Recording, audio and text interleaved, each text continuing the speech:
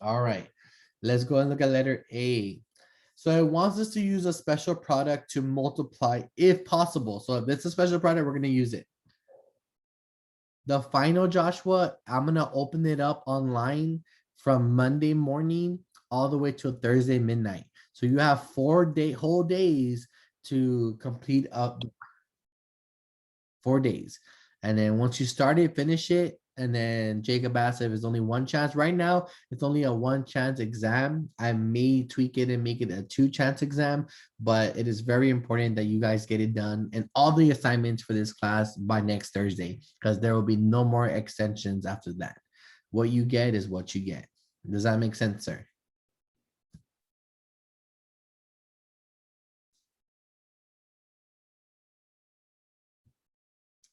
Excellent. Let's go ahead and get started on the notes.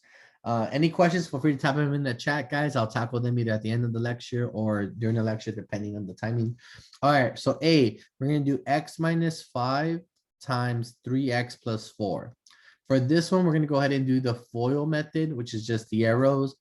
X times 3x, which is 3x squared. X times 4, which is a positive 4x. Negative 5 times 3x, which is negative 15x. Negative 5 times 4, which is negative 20. Combine these two like terms, and then we get 3x squared minus 11x minus 20. And we're done. Let's go ahead and look at B.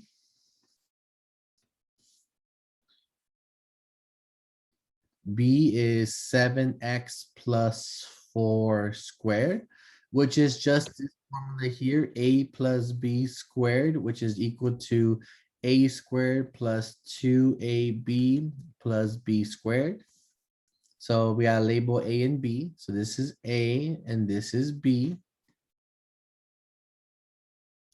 So then we're gonna go ahead and put a squared. So it's gonna be 7x parentheses squared plus 2 parentheses a, which is 7x parentheses b, which is 4, plus b squared, which is 4 squared. Now we have to simplify this using the formula a squared, 7x times 7x. 7 times 7 is 49. X times x is x squared. Now we're gonna go ahead and do the middle ones, right? We're gonna do 2 times 7x times 4. Well, 2 times 7x is 14x. 14x times 4 is 56x. And then 4 times 4, 4 squared is 16. And we're done.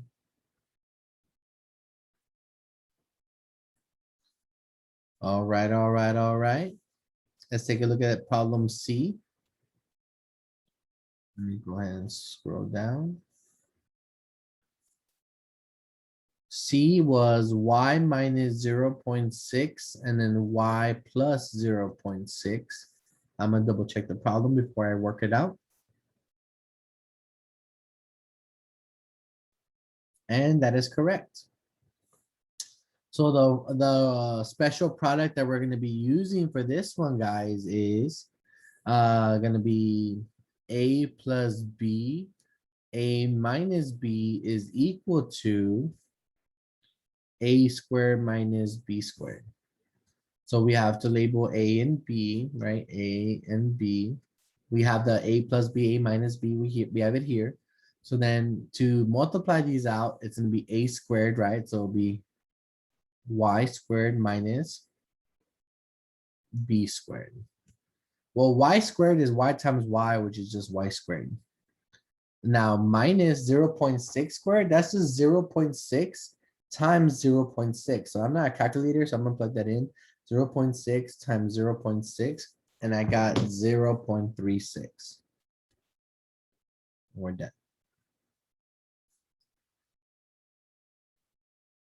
Now, if you had wanted to, you could have done the arrows here, and then it would have just been more steps for you. It's very important that you get it's very, very important that you guys look at formulas and are able to use them to your benefit. If a formula confuses you, then you definitely need to put in some work studying or talking to a tutor at the math lab. So now we're gonna look at D.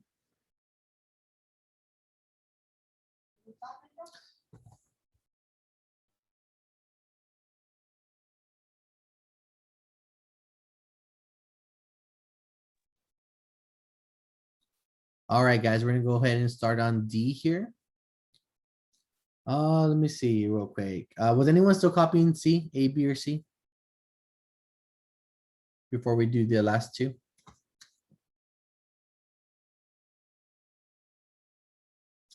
Let me give you guys a moment to write these down.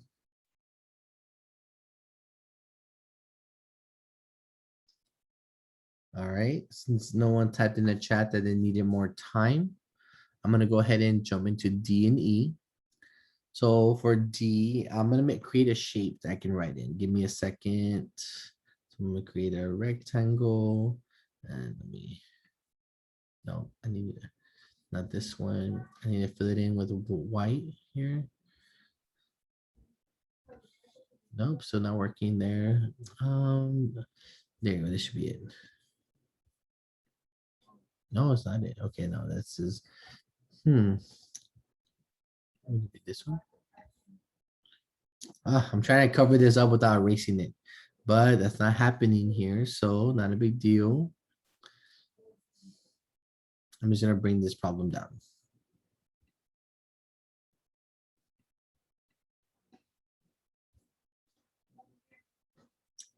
So bring this down, scroll down a little bit.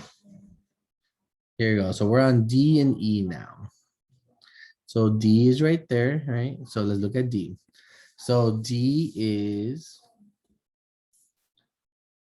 y to the fourth plus 2/5 3y squared minus 1/5. That's a little trickier because there's fractions involved. Now this one we're gonna have to use FOIL again, right? Because it's a 2 by 2. So we're gonna do y to the fourth times 3y squared. So there's a 1 here. 1 times 3 is 3. Then we have 4 and 2, so it'll be to the 6th power because we add them. And we do y to the fourth times negative 1/5. So then we get negative 1/5 y to the fourth. And then we do 2/5 times 3y squared. So make this into a fraction, right? So we do 2 times 3, which is positive 6. 5 times 1, which is 5. Because it's top with the top, bottom with the bottom. And we just need to include y squared at the end. And then we do the last terms. Positive and negative is negative. 2 times 1 is 2. 5 times 5 is 25. And there's no like terms, so we're done. Any questions so far on what we did in D, guys? Any questions at all? All right, last but not least, guys, we're gonna do E now.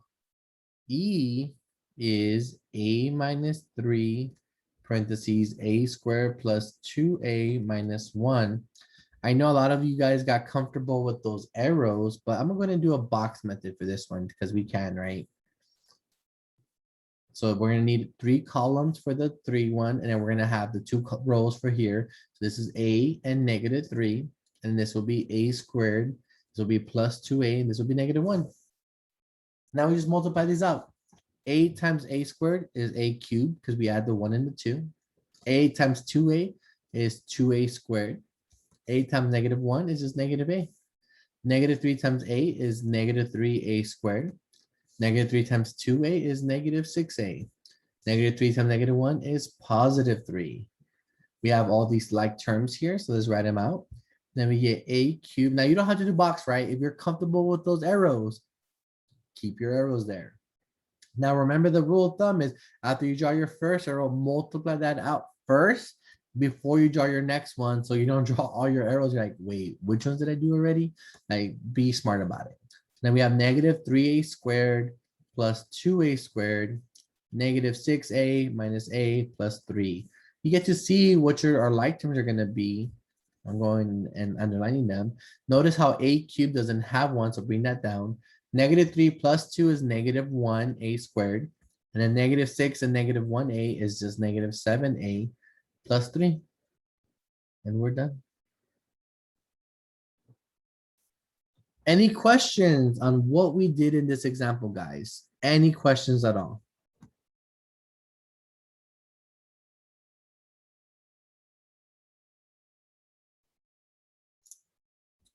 How does everyone feel about multiplying polynomials now?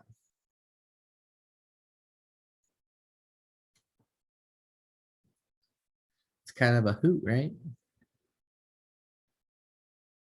Good, Adam. Excellent, Tanya. Excellent, Brianna. I'm loving it. Loving to see that. Now, out of curiosity, does anyone feel the need to multiply or practice these types of problems before we finish this lesson? So I do have a practice set for these. If you would like to practice, if you feel good from just the example, we'll move on to the next section. But if y'all would like to practice these, let me know in the chat so we can give them a try.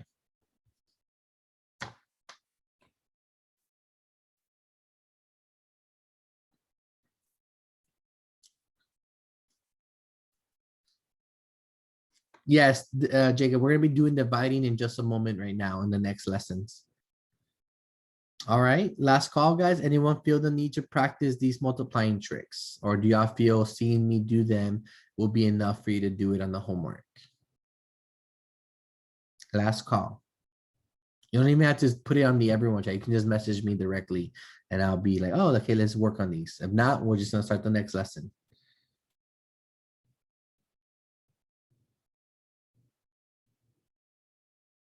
All right.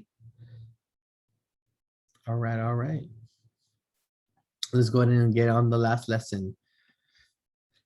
Because dividing is gonna be interesting. But before we get into dividing, guys, we're gonna go ahead and get into 12.5 first.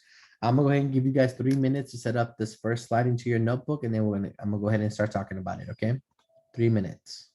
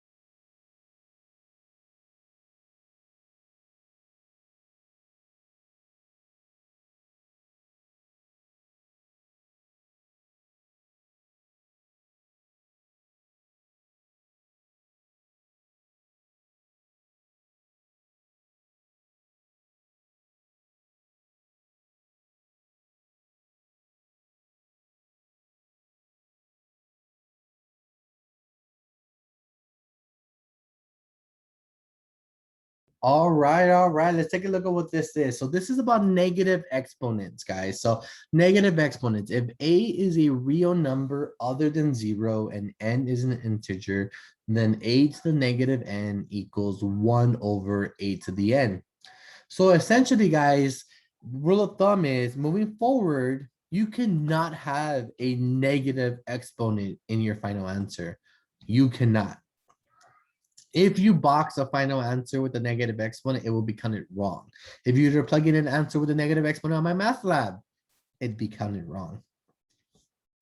It is your duty to pretty much, when you see a negative example or negative exponent, know what to do. So the rule is, if you have a negative exponent with the base, you pretty much make a fraction with 1 on top and put the base to the bottom, and the negative exponent becomes positive. Now take this example, x to the negative third. We put that to the bottom of the fraction with the 1 on top. Now, in other words, another way to write a to the negative n is to take its reciprocal, like flip it, and change the sign of its exponent, right? So now, let's try another example out, class. What if I had y to the negative 5? Can someone tell me how I would rewrite this to get rid of the negative exponent? Anyone? You can type it in the chat. You know how to type in fractions and exponents, or you can just unmute yourself and tell me. Either or, I would like someone to chime in how to apply the negative exponent rule. Yes, it will be 1 over y to the 5th. Make sure you write. No, you're good, Jacob. I'm glad you caught yourself. So there we go. Good, good, good. Now let me ask you this, guys. What if it was like this, parentheses 2a to the negative 2 power? Interesting, right? So now how would we how would we get rid of this negative exponent, guys? Now, let me ask you this, class. Which has the negative 2 exponent? The a, the 2, or both? 2 and a both have the negative 2 exponent. And why? How do you know?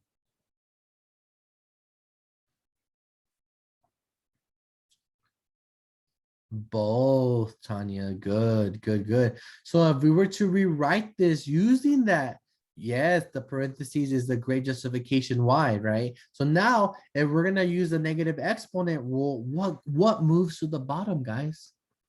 What goes to the bottom? Just the a or 2a? It would have to be both due to Tanya's reasoning, because of those parentheses, we do this. Excellent, excellent. One last mini example before we move on to the next slide. What about this one here? What about let's do, what if it was 4c to the negative 6? Now for this one, this last example here, which one has the negative 6 exponent, guys? The 4, the c, or both?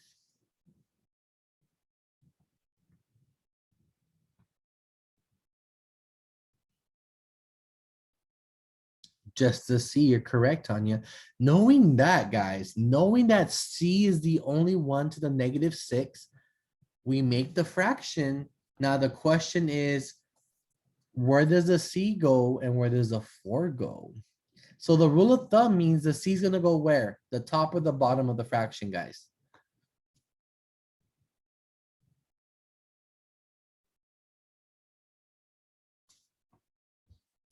It's going to go to the bottom, the c. Now the negative 6 becomes a positive 6. Now, quick question, guys. Pop quiz. Where is the 4 going to go? Does it go to the bottom with the c, or does it go on top?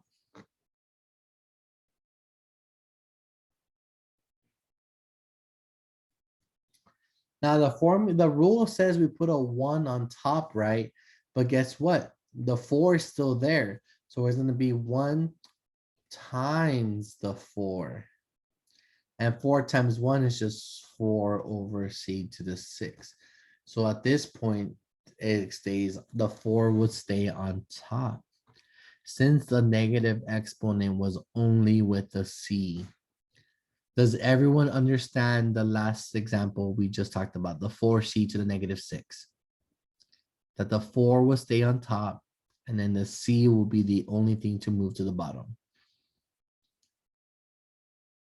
Are there any questions? What questions do we have regarding negative exponents with the different cases I just showed everyone?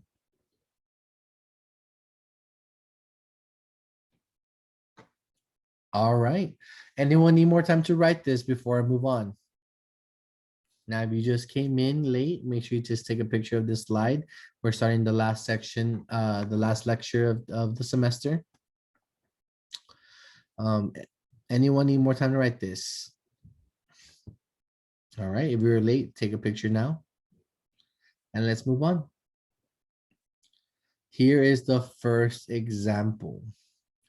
Simplify by writing each expression with positive exponents only. So I'll give you about a minute to set up this example before I jump into it, okay? 1 minute.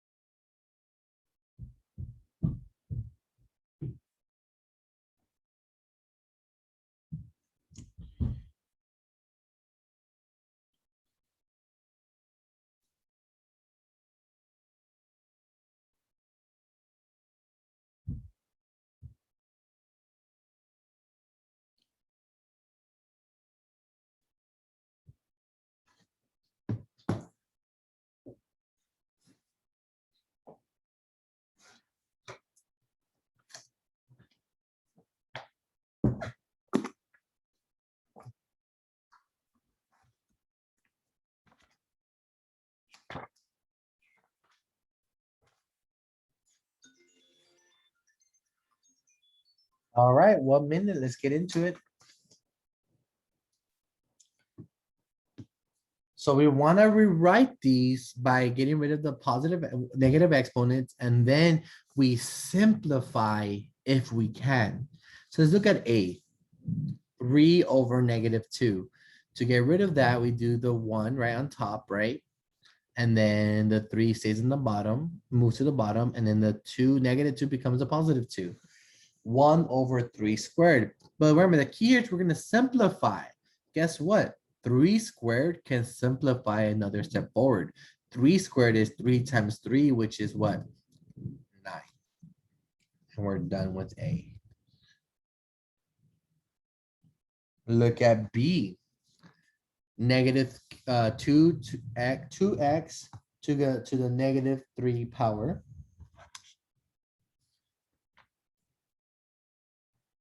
So we know the -3 is with the x, right? So it'll be 2 on top now, and then x on the bottom.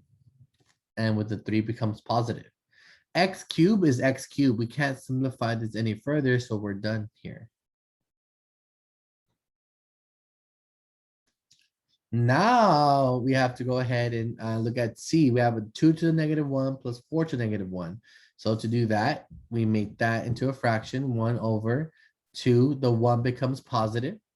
We don't have to write the 1 though. Plus 1 over 4. So we have these two fractions. So we're adding fractions. We have to simplify fractions. To get the same denominator, this is a 4, that's a 2. We're going to multiply the left fraction by 2 over 2. We're going to multiply those two. 2 times 1 is 2. 2 times 2 is 4. So then we got 2/4 plus 1/4. Now that they're the same denominator, we can add them. 2 plus 1 is 3. And then we keep the 4th there. And we're done.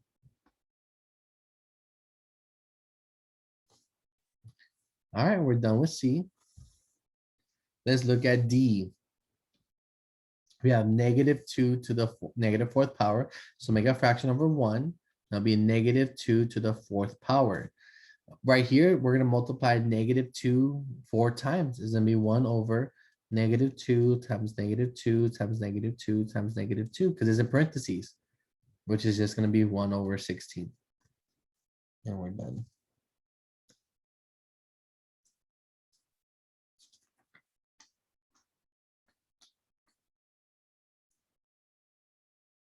All right, let's go ahead and look at E. Y to the -4th. And we're gonna go ahead and rewrite this, right? The 1 goes on top because there's no number there. And then Y goes to the bottom and the 4 becomes positive. Y to the 4th cannot be simplified any further, so we're done. Anyone have any questions on the rewriting using the negative exponent rule, or any questions on the simplification, simplifying of these expressions? All right, and we are done with the first example. Any questions before you dive into your own examples, guys? Any questions at all? Anyone need an extra moment to write the work down before I move on?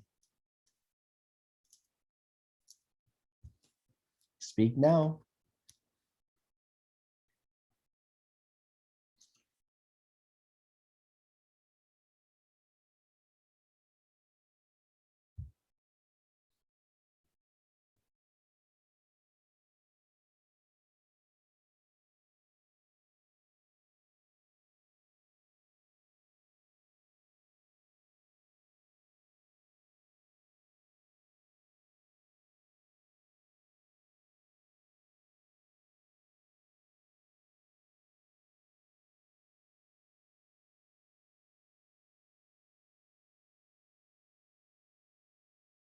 All right, let's move on. And here's your first practice problems. All right. Negative exponents, guys. I'm gonna go ahead and give you guys about 4 minutes on these bad boys, and I'll add more if I need it, okay? 4 minutes. Good luck, everyone. Remember, we're gonna be putting our answers in the chat for each one, starting with A. Now, remember, simplify. First, you want to get rid of the negative exponent, and then you have to ask yourself, can we simplify further using any type of math? Good luck.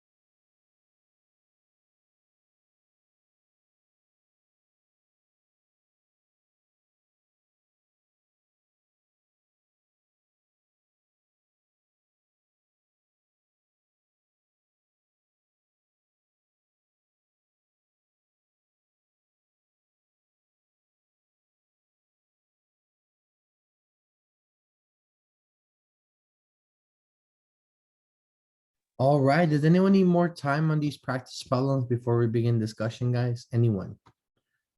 The 4-minute timer just went off.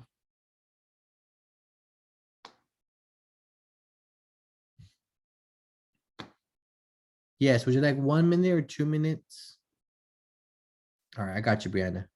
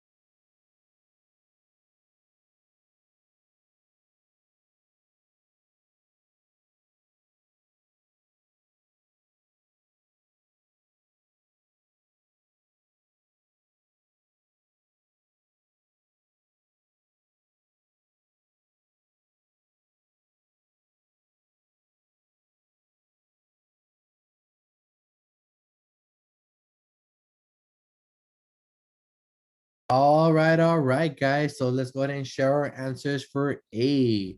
What did y'all get for A? Let's go ahead and type them into the chat.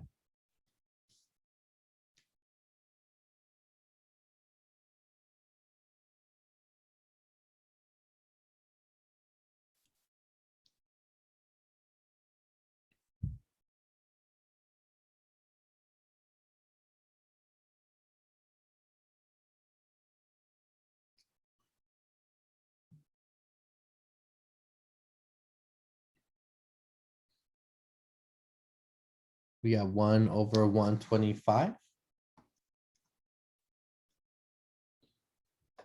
Alright, if you got 1/125, guys, you are correct.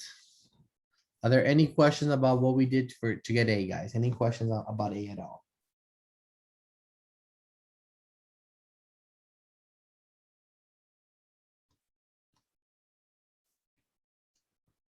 Alright, let's go and plug in our answers for B, everyone, for B.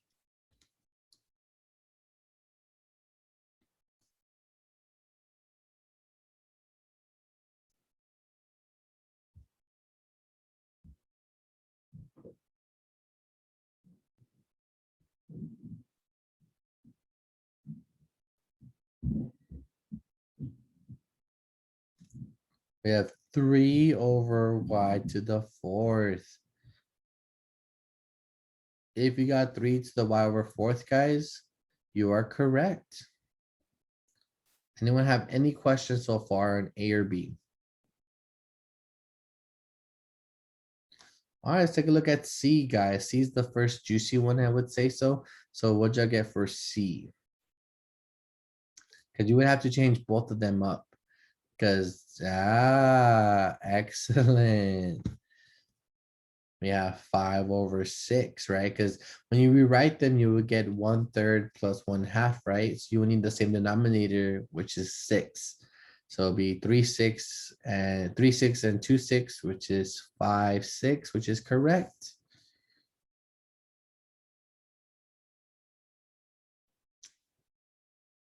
All right. What about D, guys? Anyone want to share what they got for D? Let's go ahead and share that in the chat, please.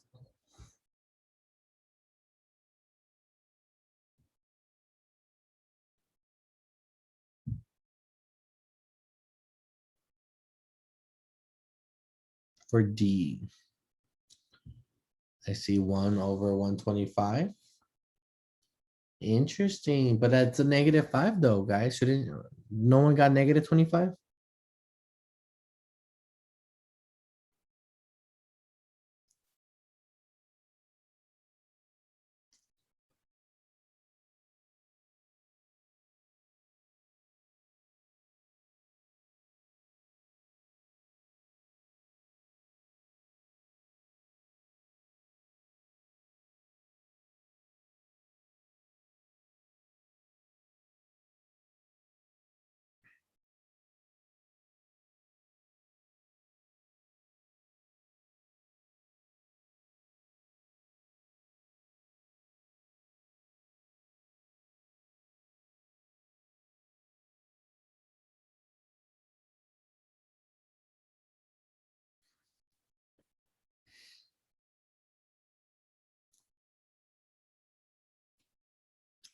All right.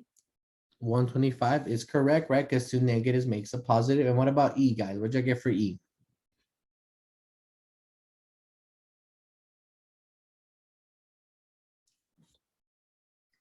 1/x⁵.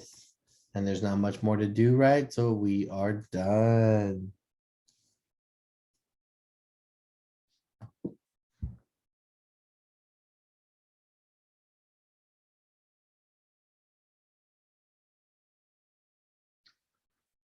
All right. Anyone have any questions on these practice problems before we move on?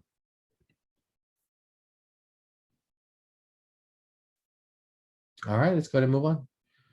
Now, this adds an extension to the negative rule now. So if we have a negative exponent on top or like on its own, it goes to the bottom.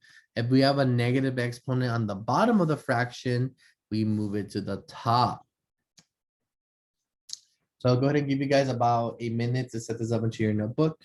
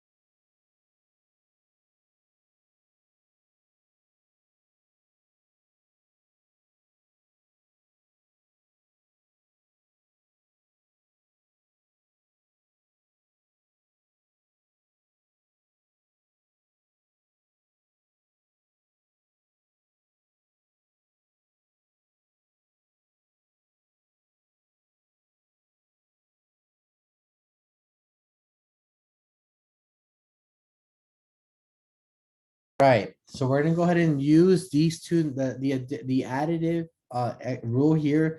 If we have a negative exponent on the bottom, we move it to the top. Same thing here. So let's look at A. So x to the negative 3 is on the bottom, so it goes to the top of it, and the 3 becomes positive, and then we're done. Here, 3 to negative 4 is on the bottom, so we're gonna move it to the top right. But we're not done yet. 3 to the fourth can be simplified as 3 times 3 times 3 4 times, which is just 81.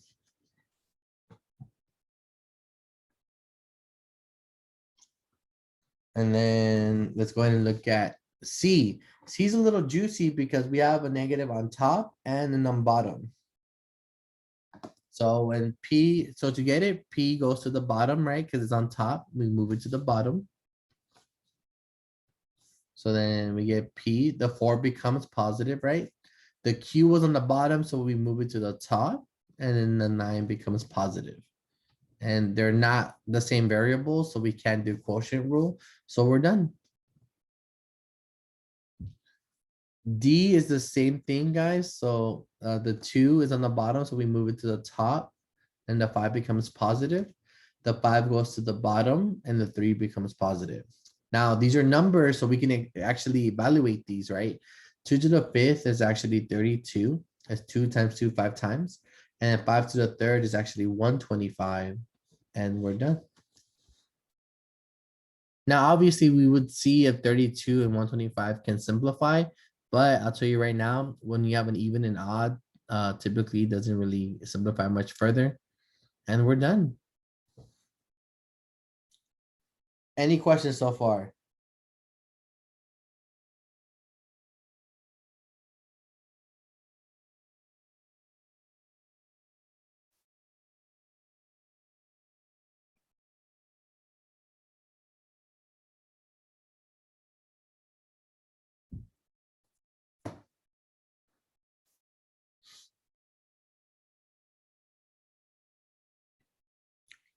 All right, here's your first, second set of practice problems.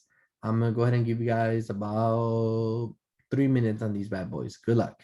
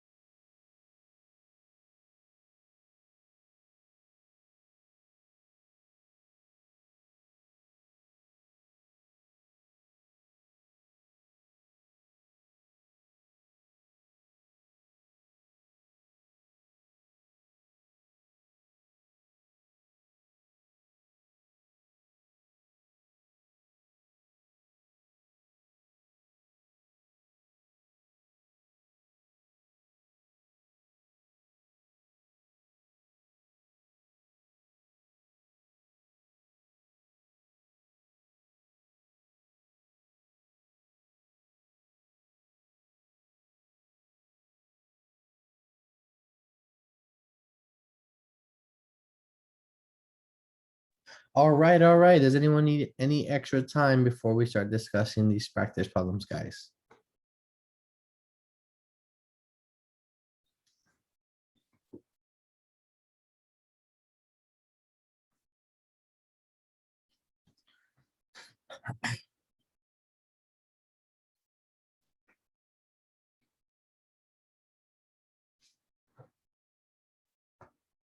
All right, let's take a look at A. Go ahead and share your answers for A in the chat, please. What did you get for A?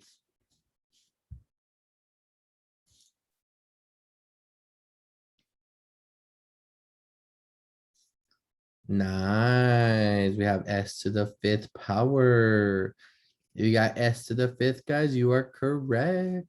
Hashtag nerd status.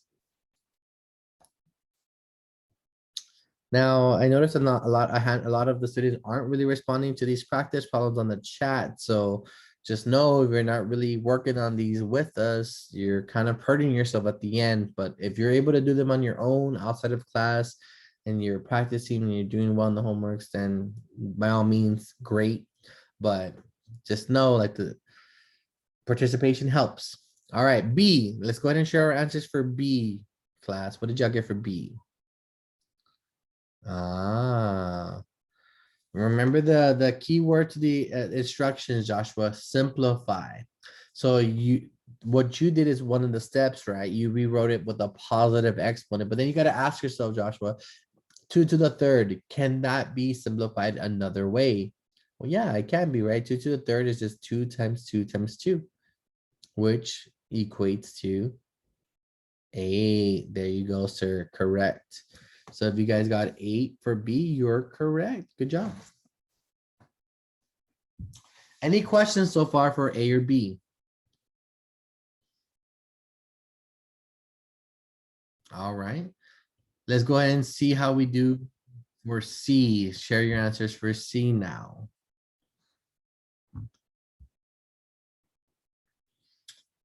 Beautiful, guys. I thought this was gonna confuse a lot of people seeing the two different forms. Excellent. If you got y to the fifth over x to the seventh, you are correct. Good, good, good. All right, all right, all right. Last but not least, D, guys. Let's go ahead and share your response for D.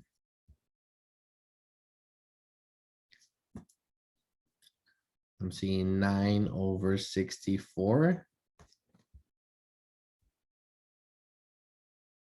And you are correct.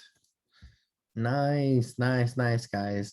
Are there any questions or comments or concerns regarding this practice problem so far?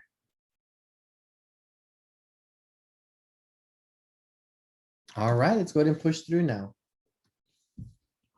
All right, another example now. But now in this case, we're gonna see other properties of exponents be applied now. Now it's not just gonna be rewriting things. Now we're gonna look at it and be like, hey, is that a quotient rule? Oh, hey, is that a power rule? Is that a prop, and so forth, right? These questions are gonna be asked now. Now, the beautiful thing about this example here, guys, which I'm letting you take a moment to write it down, is you can start anywhere. You can start by rewriting things and then apply the rules you see, or you could apply the rule you see first and then rewrite it. There's multiple things to do.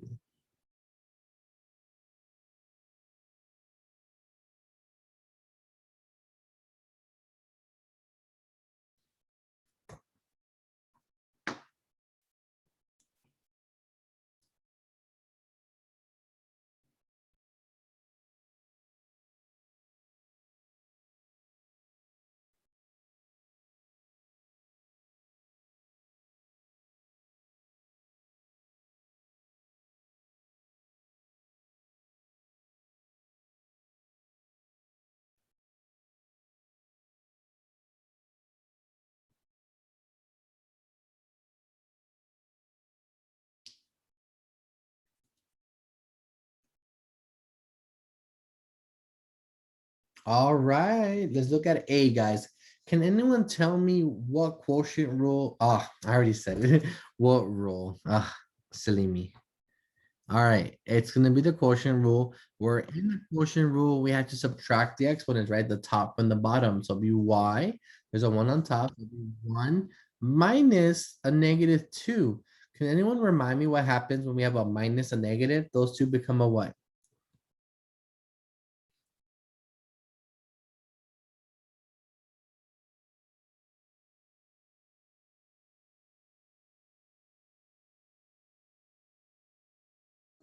Positive.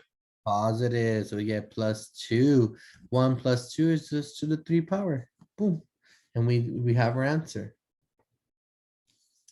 Now, just to show you how you can take different steps, y over y to the -2, we can rewrite that negative, right, and write it on top. So we'll get y times y squared.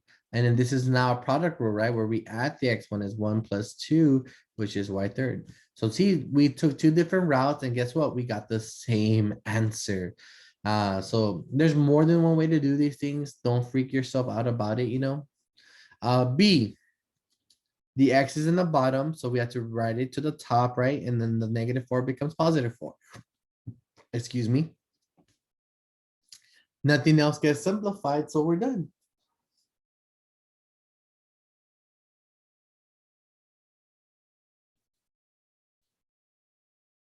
All right, for C, X over negative X to the negative 5 over X to 7. That's a quotient rule, right? Quotient rule is X to the M over X to the N is X to the M minus N. So we subtract these bad boys. So it'll be negative 5 minus 7. Negative 5 minus 7, right? That's just X to the negative 12. Can I box this answer, guys? Am I done? Yes or no?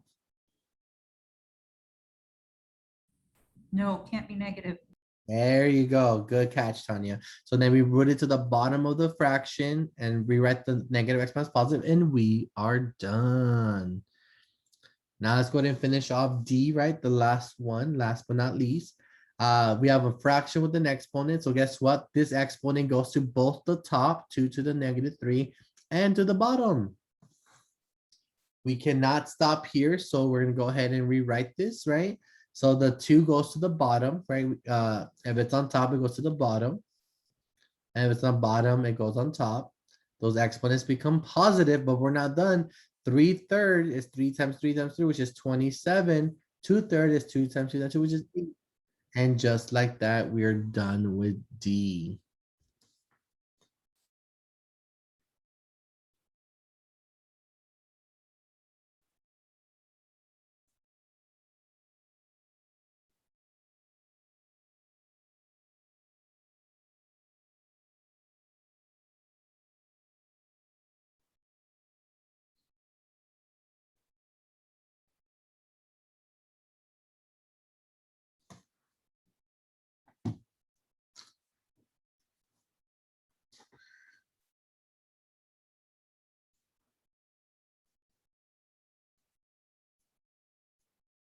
Any questions so far, guys? Anyone need more time to write these examples down before I move on?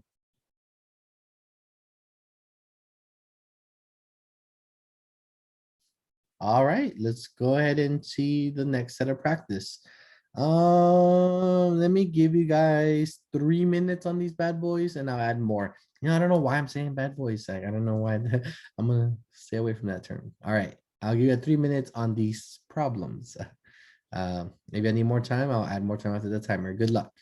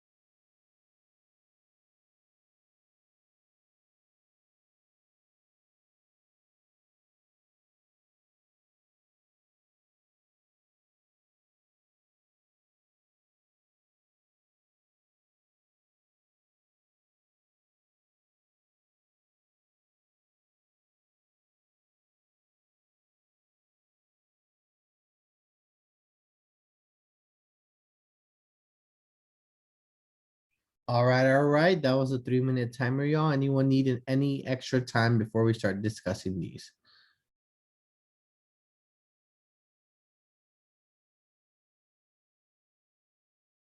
Alright, don't overthink these. Alright, let's go and share our answers for A, please. A.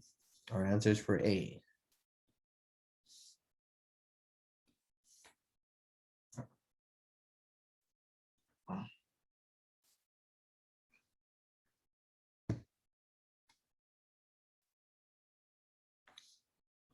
We're at 1/x⁵.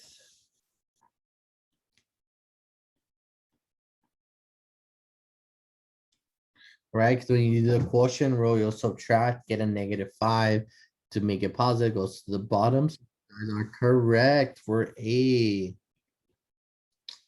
Alright, and then let's go ahead and share our answers for B, por favor, in the chat. Put our answers for B in the chat.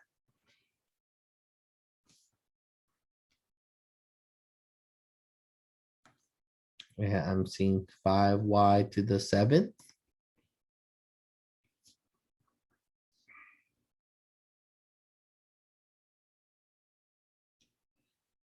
Right, if you got 5y⁷, guys, you are correct.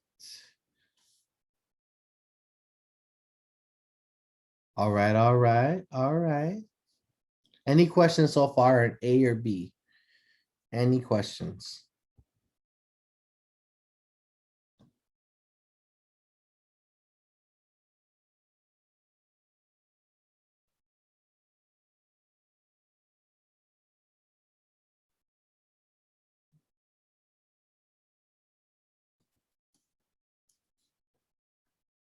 Alright, let's share our answer for C.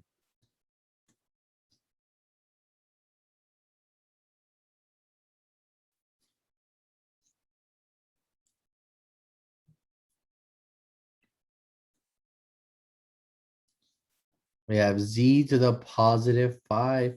Ooh, the plot thickens. 1 minus -4. Ah, I see what's going on. The two negatives make it into a positive. So Z to the 5th, guys, is correct.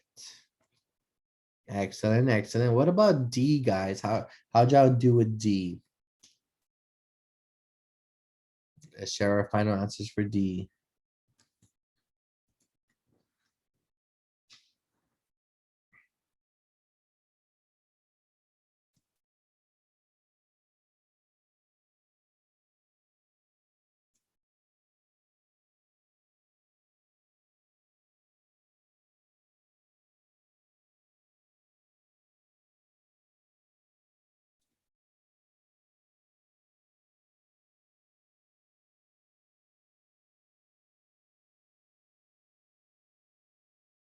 I'm seeing 81/25.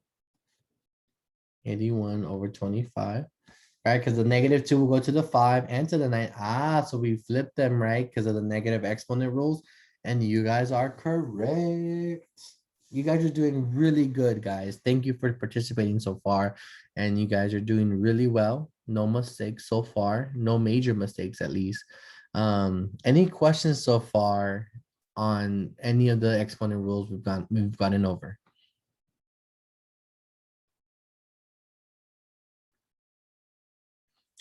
How y'all feeling about negative exponents so far after these examples we've done?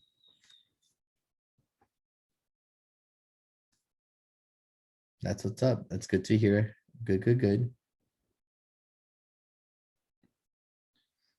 Now, this is a summary of the exponent rules, guys. Since this is the last lecture, I am having you guys write these again as a reminder though, because you are going to be taking test 5 and the final exam, which will include exponents. So it'd be nice to have it fresh in your memory and in your notebook. I'll go ahead and give you 4 minutes on this slide here, guys, and then we'll move on. Okay, 4 minutes.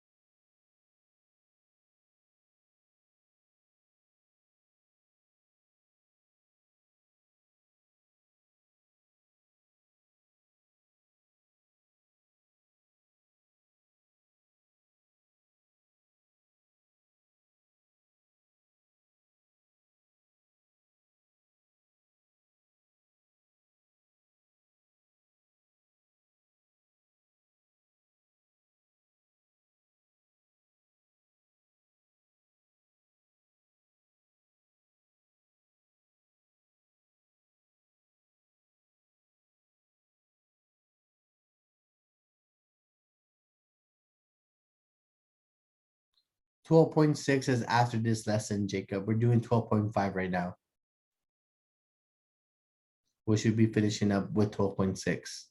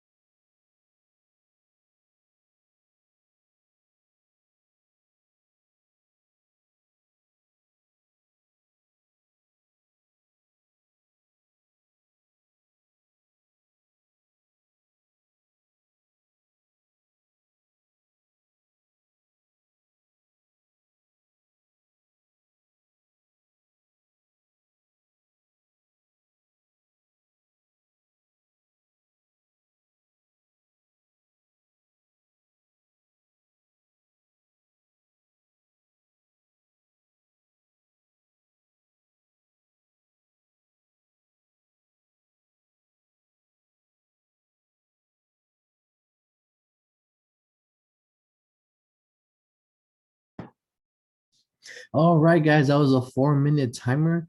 Anyone need more time to write this one in? Now, for the negative exponent, I would add one more. I would add the 1 over a to the negative n is equal to a to the n, right? To know about moving into the top again. But anyone need more time though on this slide?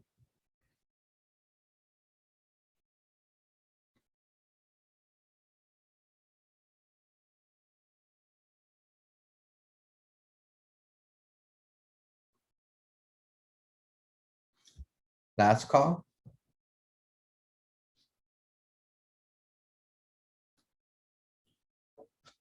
All right, let's move on. Now that you've got an idea of how negative exponents work and we know all the rules already, we're now going to get into some juicy problems now. We're going to see how intense it can be and how we have to just kind of stay on our toes and work these examples out. And then once we finish these examples, or I'm not too sure how many more we got to go. Let me see this one. And then, yeah, this is the last 2 slides. And then we start the last lesson, guys. All right. Simplify the following expressions, write each result using positive exponents. I'll give you 1 minute to set up the example and a few of these A through E. I'm gonna start with A in a minute, okay? A in 1 minute.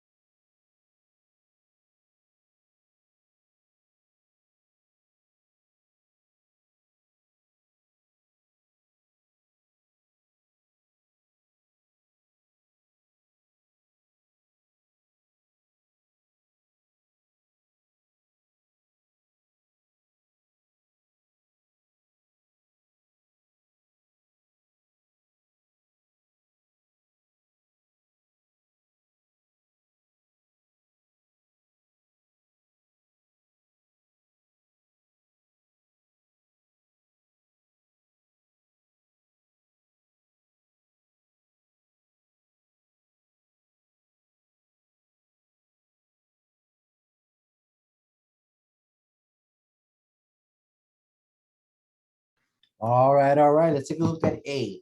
So we have y to the negative third power, z to the negative, z to the positive six, parentheses to the negative six power. Remember, you can rewrite the negative three, put it to the bottom, and then put the power there, and then keep going. There's more than one ways you can tackle these problems. More than one way. I'm just gonna do the ones that I'm comfortable with. I'm not gonna show you all of them. It's up to you to play around with them and work with them. So we have a power to a power. So we're gonna go ahead and distribute this power to these two. So we're gonna get y to the negative third to the negative six power, then z to the six to the negative six power. So we have a power to a power. So what happens when we do a power to a power, guys? We multiply those two. So then we get y to the positive 18 times z to the negative 36. We're not done because we have a negative exponent. The y stays on top though because it's positive. The z must move to the bottom, making the 36 positive, and we're done. No quotient rule, no other rules are applied because they're different bases. We rewrote negative exponents, we distributed the negative six, and we're good. Any questions so far in A?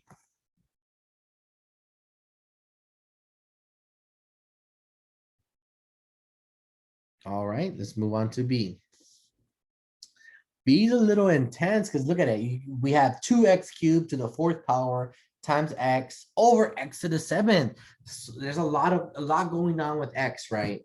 Well, the first thing I'm going to tackle is this parentheses in this 4. So I'm going to distribute this 4 to the things inside. So it'll be 2 to the fourth, and then it'll be x cubed to the fourth times x over x to the seventh.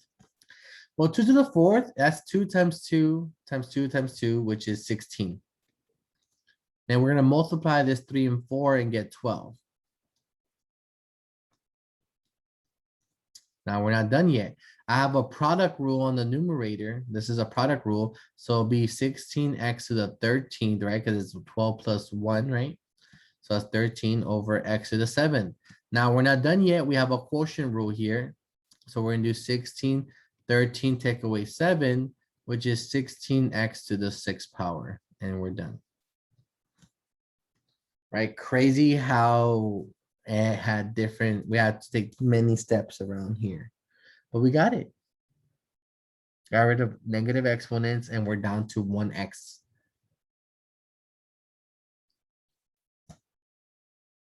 What questions do we have on B? Nothing new here. We've done all these properties before. We're adding negative exponents to the mix now.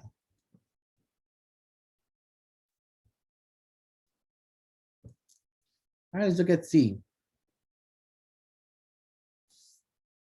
So this negative 3 goes to all of them, right? So then we're going to get 3 to the negative 3 power, a squared to the negative 3 power over b to the negative 3rd power.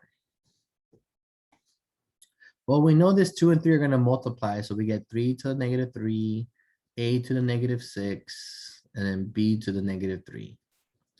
So we have all these negative exponents, and let's rewrite them. The b's on the bottom, so it goes to the top, right? And it becomes a positive 3. The 3 negative goes to the bottom, and the 3 becomes positive. The a goes to the bottom, and the negative 6 becomes positive. So now we're here, b cubed over 3 cubed over a to the 6. Well, 3 cubed is 3 times 3 times 3, which is 3 times 3 is 9 times 3 is 27, a to the 6. No other rules apply, so we're done.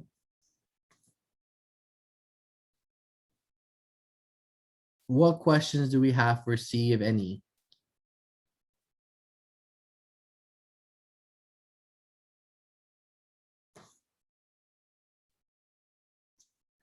All right. Let's look at D. We have 4 to the negative 1, x to the negative 3, y over 4 to the negative 3, x y to the negative 6. Guys, what's the one what's the one rule we're gonna have to apply here to simplify this fraction? Is it product rule? Is it quotient rule? Is it power rule?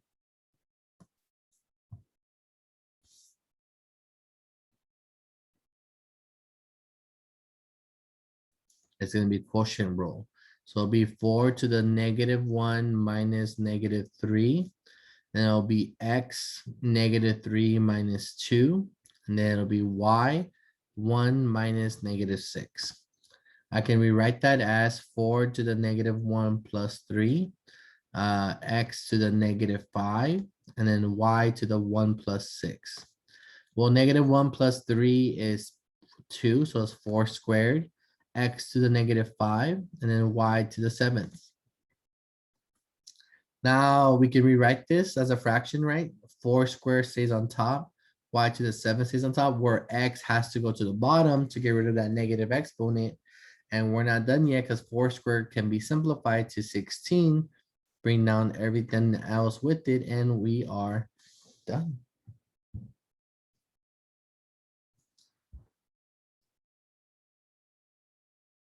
Any questions so far? What happened with E?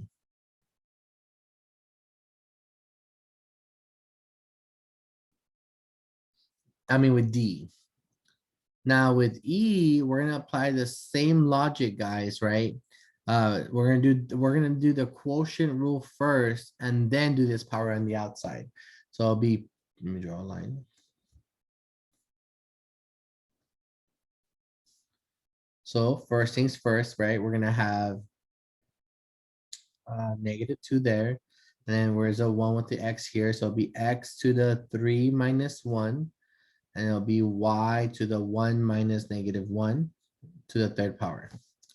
So then we have -2. 3 minus 1 is 2.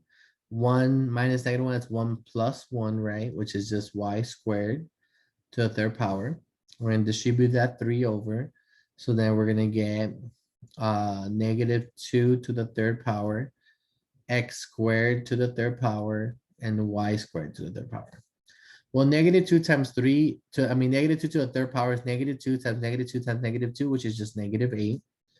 And then here we multiply the powers because it's a power rule. 2 times 3 is 6. And then 2 times 3 is 6 again. No negative exponents, so we're done.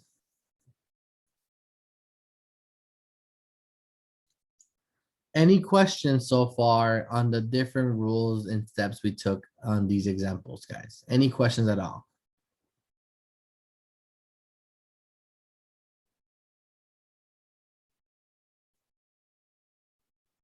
All right. Anyone need more time to copy these steps down before I throw you into the practice problems, guys?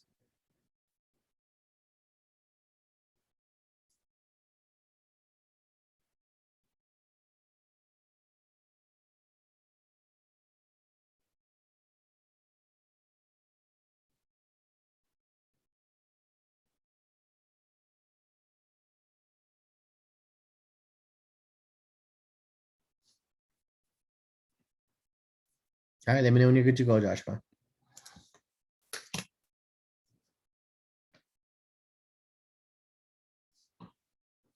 Now, while people are writing this example, guys, just to let you know, if math has never been a strong suit of yours and you're in this class, make sure you're not just doing bare minimum, which is just showing up to class, writing the notes, some notes, and then trying the homework and then using the internet or the or apps to do your homework.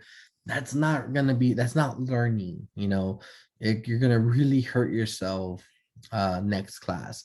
Notice how every single notes and examples we've done in this class have all been by hand. Maybe we did some calculations like with calculator, right? Which is totally okay. But nonetheless, we did all of this by hand. So moving forward, make sure that you keep that up, learning things by hand, trying to figure out on your own what's up.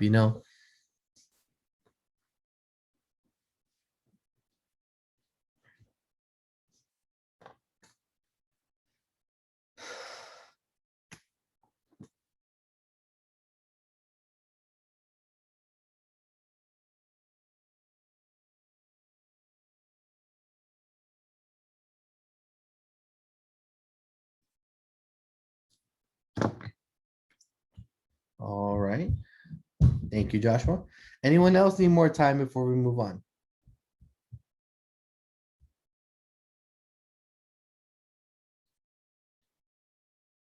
Alright. Last practice problems, guys, and these are some intense ones, but I need you to be comfortable with trying these out. I'm gonna go ahead and give you guys 5 minutes, or I'll start with 4 minutes and I'll add more time if needed, okay? 4 minutes. Good luck.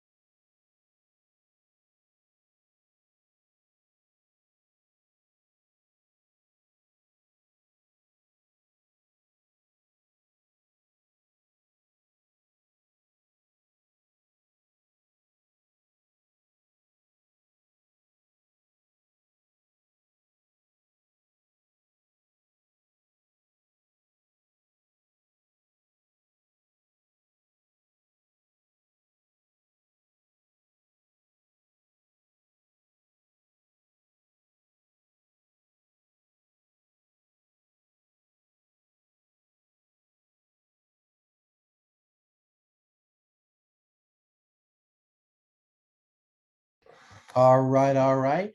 That was the timer. Would anyone like additional time before we start discussing these examples, guys? These were kind of heavy, so if you need more time, please let me know now.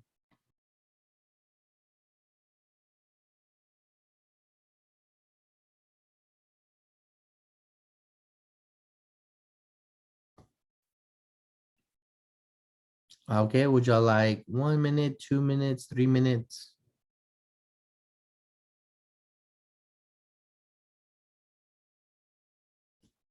All right, gonna go ahead and add 2 more minutes, guys. Good luck.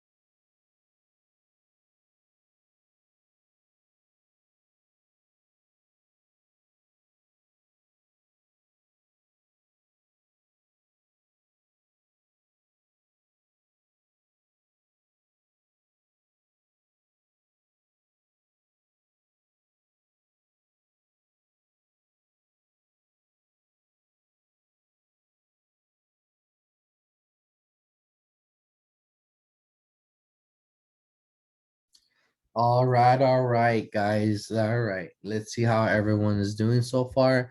Let's go ahead and input our answers for A first. What did people get for A?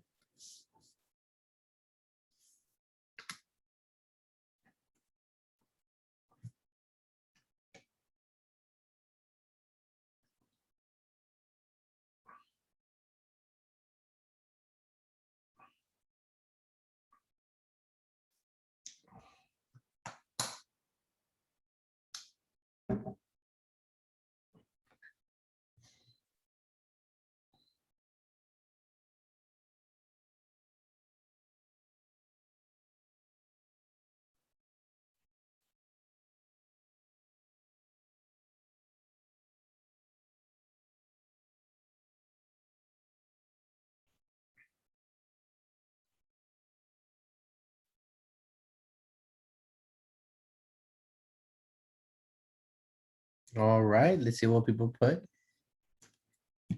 We have B to the 15th and over 8 to 20. Adam, was that a typo with the 2? Okay, cool. So we got B to the 15th over A to the 20th. Another answer we got was or A to the 20th over B to the 15th.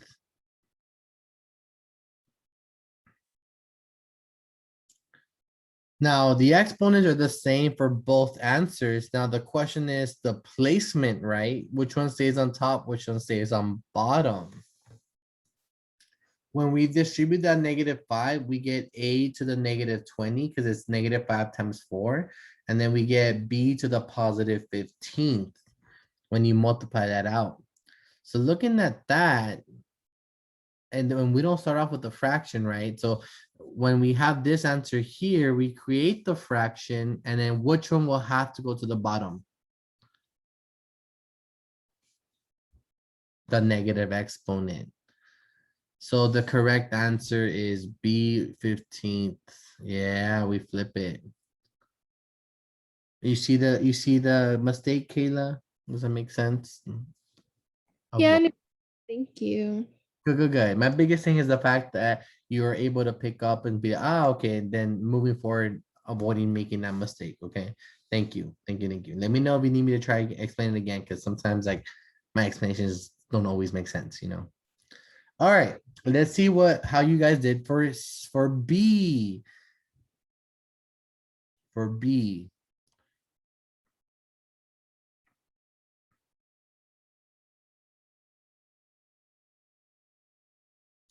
So the problem was x squared, parentheses, x to the fifth, parentheses, cube over x to the seventh.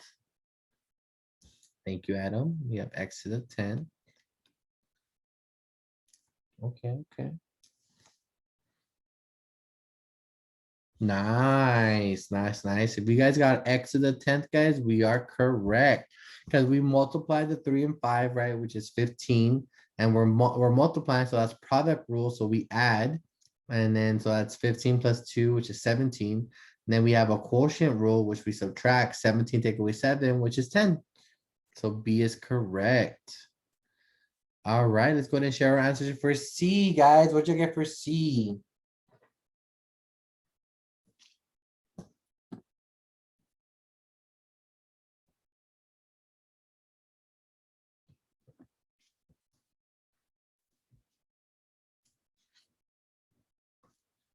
So I'm seeing Q squared over 25p to the 16th power.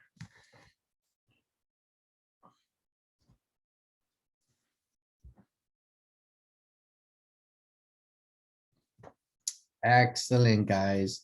This is correct, right? Because the 5 becomes a -2, and then you gotta go to the bottom. And then the P is 8 times -2, which is -16, which has to go to the bottom 2. So that's where 25 and P16 come from. And the bottom Q gets the -2. And when it's a negative on the bottom, we move it to the top. And we're good with C. Nice, nice, nice. Excellent job, class, so far. What about D, guys? D and E is where it gets really juicy. So let's go ahead and share what D is. And the juicy comment, guys, I got that from my sisters, my little sisters. They say that a lot about cheese man, anything that, ooh, that's juicy, and now it's in my head. I'll try not to say it, but all right. D, guys, what did you get for D?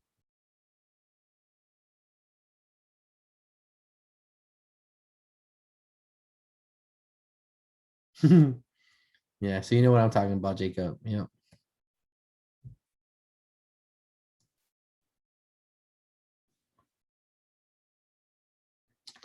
I know the weird things I've heard, because I have young students in here as well, right?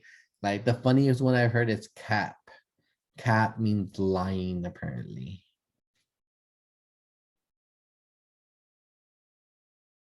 All right, as we're sharing our answers for D, guys, for D.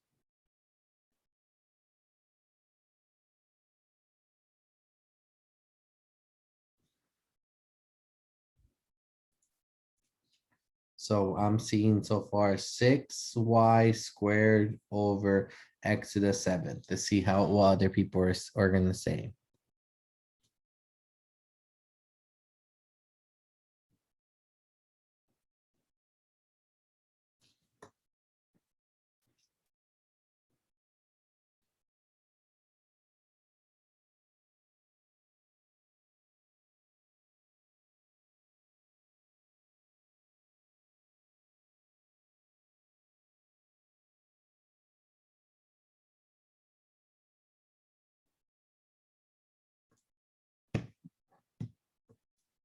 Excellent, excellent, guys. You guys are correct for D. All right, all right. Now E was the last one, guys. How'd y'all get for E?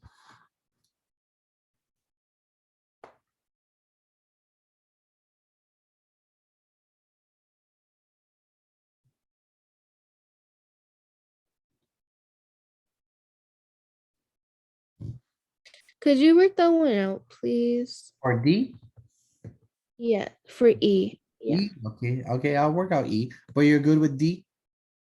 Yeah, so I'm good with D. I got that one. Excellent. Let's look at E then. So let me rewrite him and change my color. So E, we have -3 x to the 4th y over x squared y to the -2 to the 3rd power. Now remember, there's multiple ways we can start off E. Can someone tell me what's one thing I could do?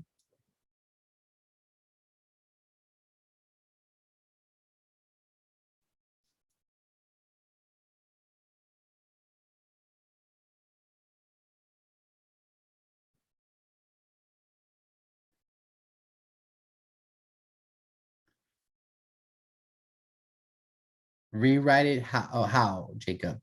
Am I gonna rewrite it by distributing the power? Am I gonna apply one of the exponent rules? What do you got for E? What is one thing, one route I can take? Yeah, we can put that power to everything. So we would get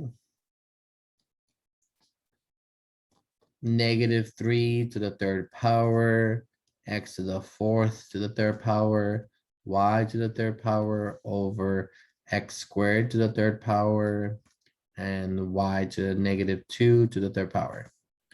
So we know these are gonna just multiply, right? Because it's a power to a power. And I didn't, right here with this y is an invisible one, right? And then -3 to the third, that's just -3 times -3 times -3. Well, that's gonna be -27. And we know the power to a power is multiply, so then we're gonna get x to the 12, y to the third, over x to the 6, y to the -6. Now, am I done, class, or can I do another step?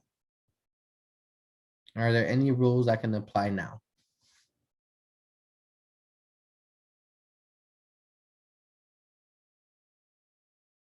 Can anyone name the exponent rule when we have the same base on top and bottom? We do gotta get rid of the negative exponent, but we do gotta simplify Quotient rule? the quotient rule. Yes, -27 stays alone, right? Because nothing's there. But now we gotta do the quotient rule with the 12 and the 6, right? By subtracting the top minus the bottom. And then the y is 3 minus -6. Now let's simplify that, right? -27, 12 minus 6 is just 6. What happens with the 3 -6? That's just a what? Plus, right? 3 plus 6 is 9. Now, are there any more negative exponents? No, they're not. So we're done. Thank you. Oh, did that explanation make sense? Yeah, I did. Awesome, awesome. As long as you feel better about it. Awesome, awesome. All right. Anyone have any questions so far on these practice problems?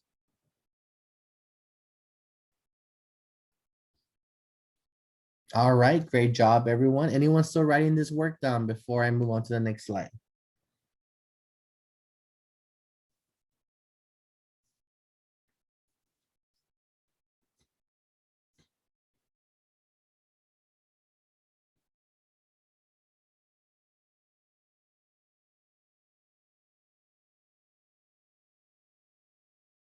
All right.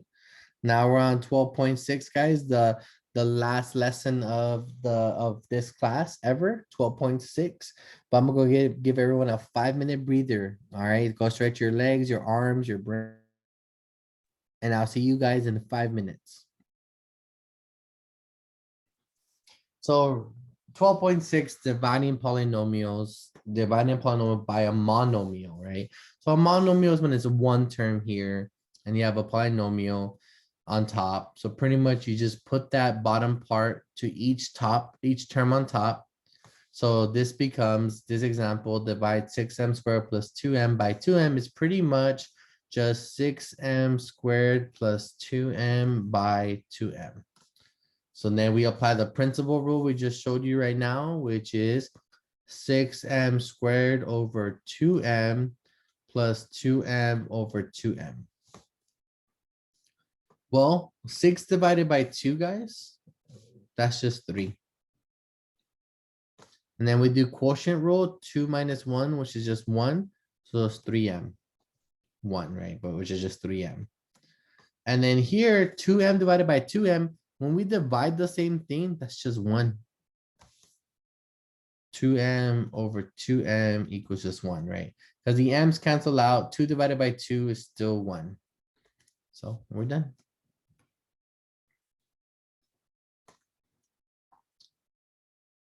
I'm giving you the easy part of dividing polynomials. Anyone need any extra time to copy the principle on top and the example? Anyone? I know I just kind of jumped into it.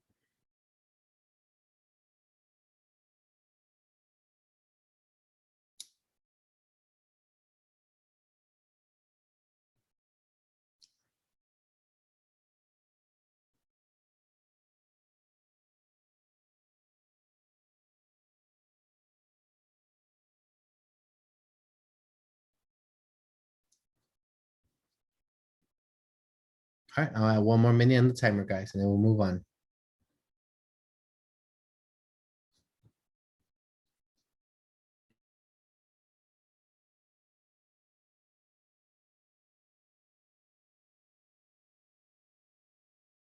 I'll explain it after the timer goes off, Jacob.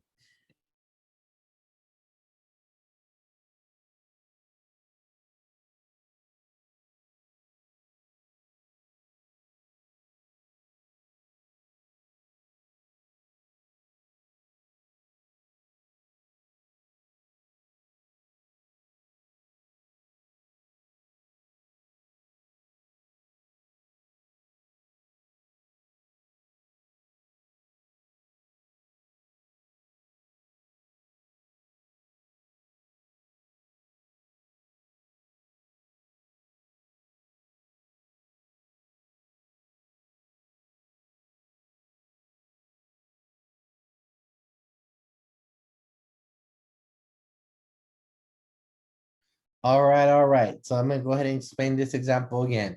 So first, look at the principle here, the property here, not principle, property. Divide each term of the polynomial by the monomial. So there's two terms here, a plus b divided by c is the same thing as a over c plus b over c, where c can never be zero. So the example says 6m squared plus 2m by 2m. Want to divide that. So 6m squared plus 2m is on top divided by 2m. Well, the property says if we have a monomial, we just put it with each term. So it'll be 6m squared over 2m plus 2m over 2m. So now we're just dividing these two things. This is a division problem. This is a division problem. So the first thing you want to look at is look at the coefficients, the numbers. 6 divided by 2, that's 3. And then when we look at the m's here, that m squared over m1, that's a quotient rule. M squared over m1, that's just m to the 2 minus 1, which is just m1, which is m. But the 3 should be next to it, so that's why it's 3m over here. This whole fraction becomes 3m. The second fraction, or the second division problem, 2m divided by 2m, is a simple old rule is when you divide itself, when something divides itself, it's always going to be 1. 2 divided by 2, 1. And then if you want to look at the exponent rule here, that's 1 and 1, right? That's pretty much m to the 1 over m to the 1, which is m to the 1 minus 1, which is m to the 0, which is just 1. So much extra work, but that's why I just use the simplification rule of dividing the same thing to itself is just 1. And voila, we have our quotient, our answer. Did that explanation break it down for you, Jacob?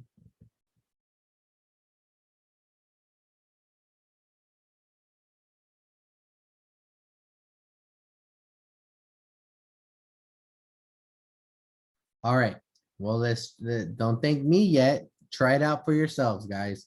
Here's your first practice problems of dividing polynomials. I'll give you about 2 minutes on this one.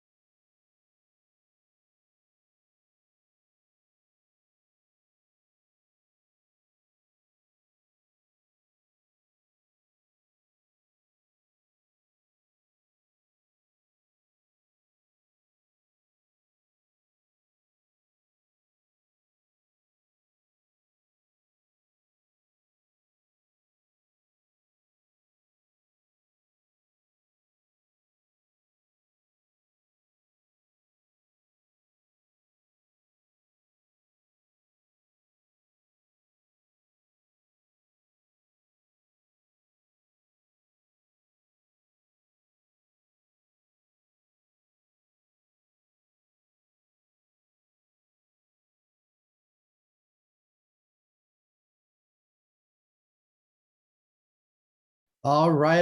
Let's go ahead and share our answers for this practice problem. What did you get when you divided 8t cubed plus 4t squared divided by 4t squared? Go ahead and put your answers in the chat now, please.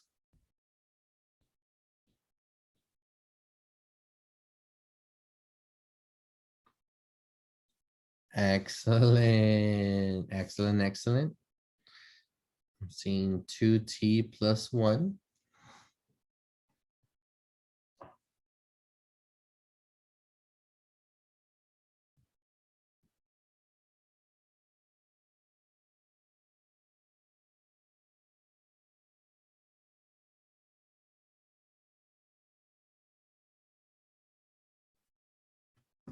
Good job, Priscilla. Good job, Brianna. Yeah, if you got 2t plus 1, you are correct, guys. Any questions so far on this practice problem?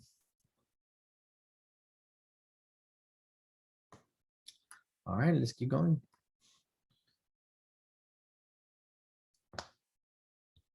So we want to divide 9x to the 5th divided by 12x squared plus 3x over 3x squared. Give you a few seconds to write that down to your notebook.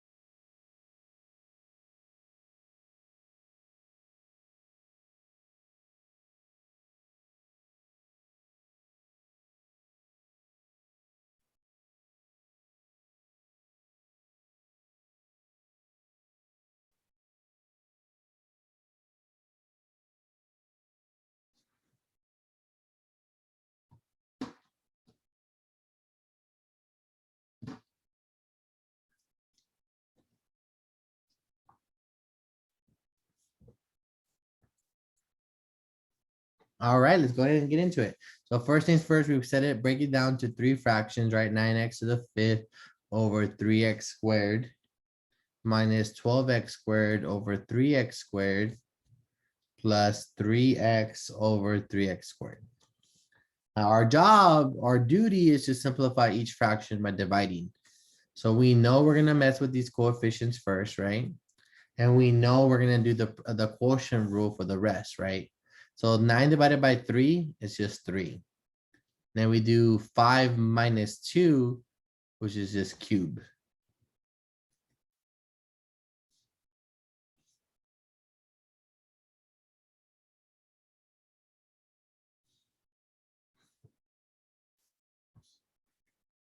Then we do negative 12 divided by 3, which is negative 4. Now for the exponent, guys, x squared over x squared, we can technically cancel those out. But doing the exponent rule, we're just gonna do quotient rule 2 minus 2, which is just 0. We'll simplify it in the next step, right? Plus 3 divided by 3. What's 3 divided by 3? That's 1. And then the exponent we're subtracting is 1 take away 2, which is just negative 1. I'm gonna skip that step and just write negative 1 because it's 1 minus 2. Now we can't box this because why? We have a 0 exponent and a negative 1 exponent. So then we had 3x cubed minus 4, which is just, this is just a 1. We can get rid of that, right? Plus 1 over x to the positive 1. And now voila, no 0 exponents and no negative exponents. So we are done. What questions do we have on the rules or the properties we did here in this example? The only thing that's new here is we're dividing polynomials, but the cool thing about that is we've done these kind of examples of dividing each fraction because that's just laws of exponents, no? And now we're just combining it together and learning how to divide polynomials. What questions do we have so far on this example?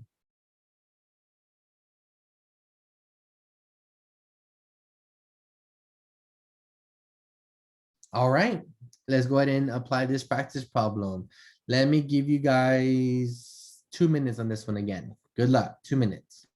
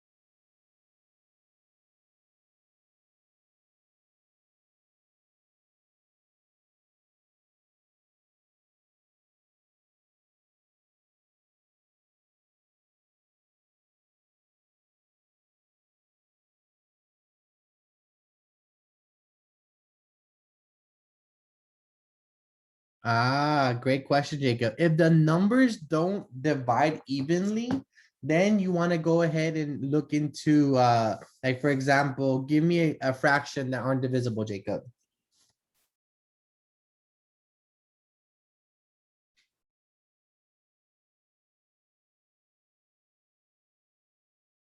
Like, give me a random fraction, negative, so -4/6x to the 4th, like that.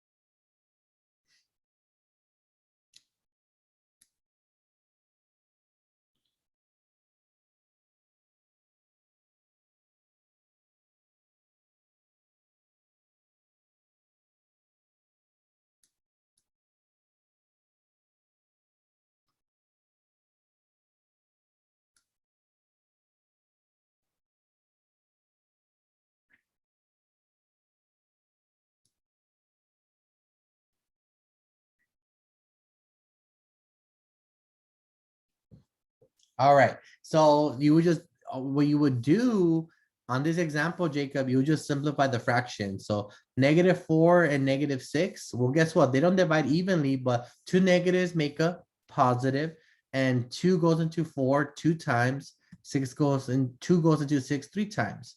So you just simplify it, sir.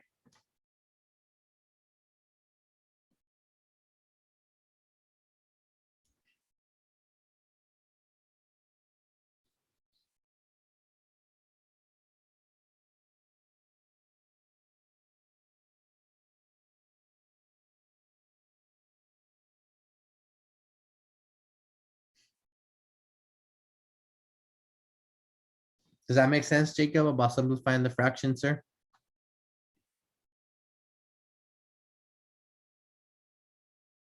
All right, cool. Now go ahead and share your answers for this example, guys. What y'all get for this practice?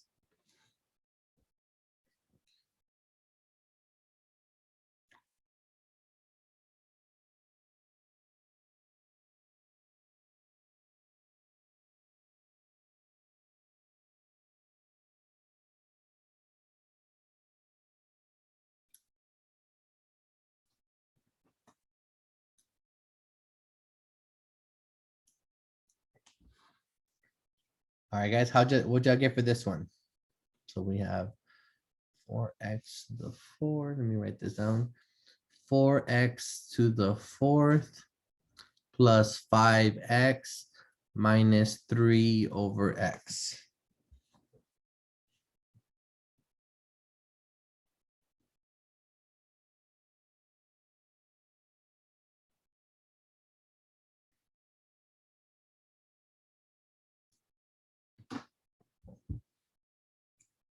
Alright, 16 divided by 4 gives us a 4. 6 minus 2 is 4.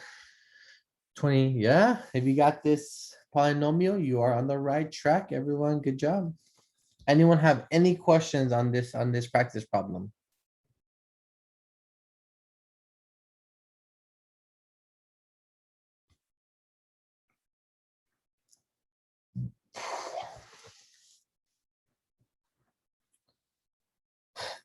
Alright, let's move on. Another example here, but now we have multiple variables here, X and Y. Give you about a few seconds to write this into your notebook.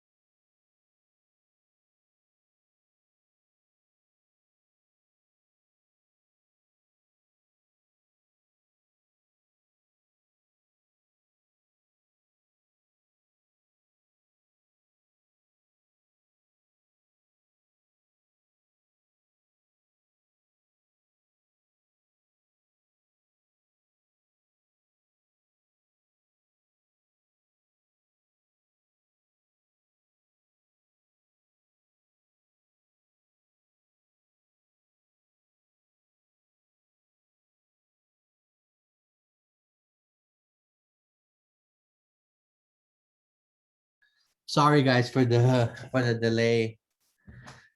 So my niece's school called me right now, and yeah, so I was dealing with that because I'm on their paperwork, because I'm that uncle. So anyway, sorry for that, guys. Sorry for the delay.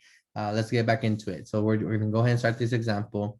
So we're gonna go ahead and separate each term with the monomial in the bottom.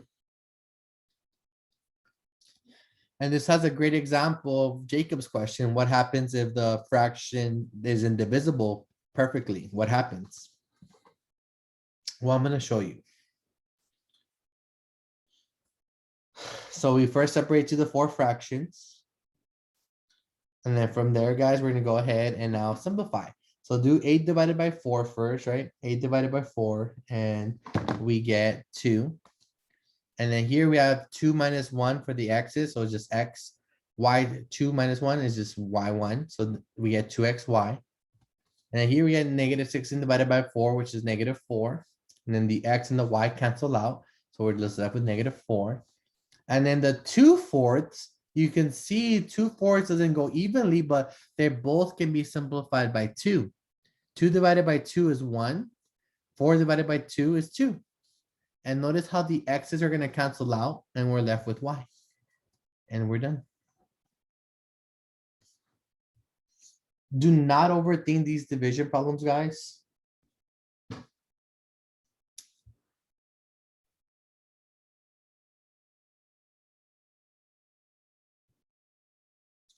Any questions so far on what we did in this example, guys? Any questions at all?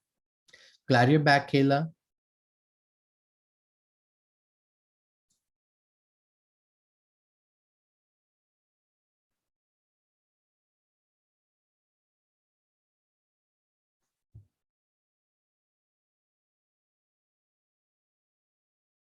All right, anyone still need more time to copy this before I move on?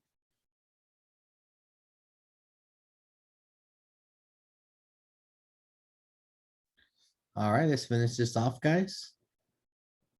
Here is another practice problem. Let me go ahead and give you guys 2 minutes on this bad boy. Good luck.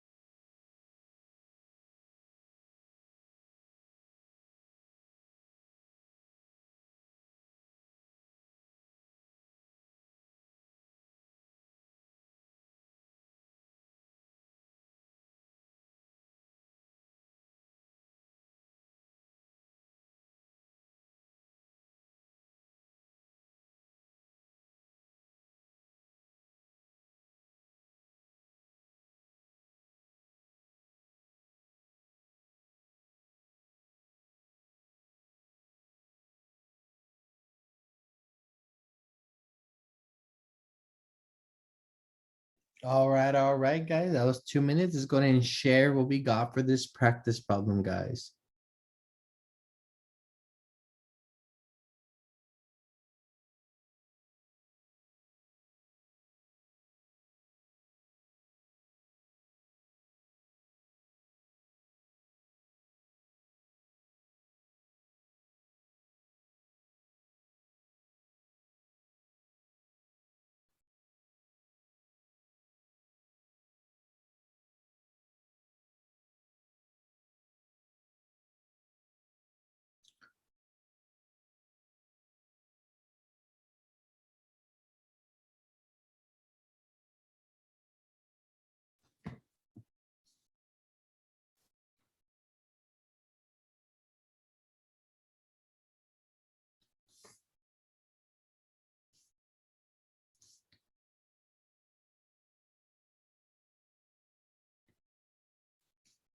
So make sure you divide them out to your fractions, right? And then you can see clearly what's gonna happen.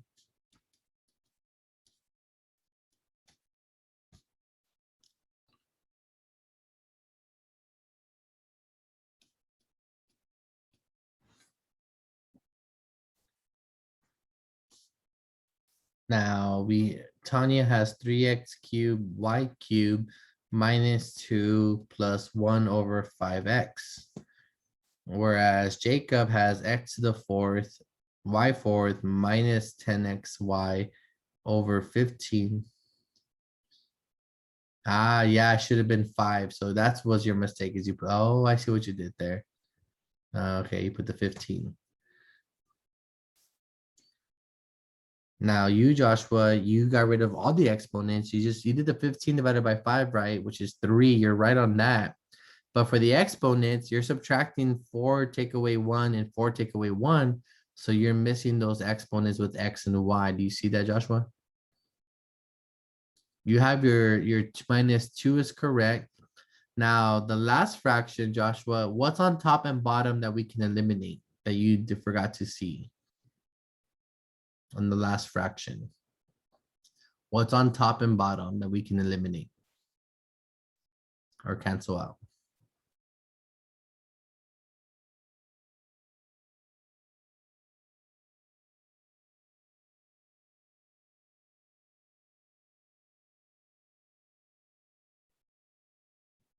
You forgot to take out the y. So it should be 1 over just 5x. So Jacob, Joshua, do y'all see y'all's mistakes? And understand why it should be this? Good job, Tanya. Now, these were the easier examples, guys. It's gonna get a little bit more intense now, the process, but you need to follow along. All right, I'm gonna teach you how to divide now. So this was monomials. Now, what if we have a binomial in the bottom? Like, what if there's more terms in the bottom? Now, that's a whole different process that we're about to do. Now, before we get into the polynomial, I'm going to recall the long division process. That's what we're going to touch base on in this slide before we move on.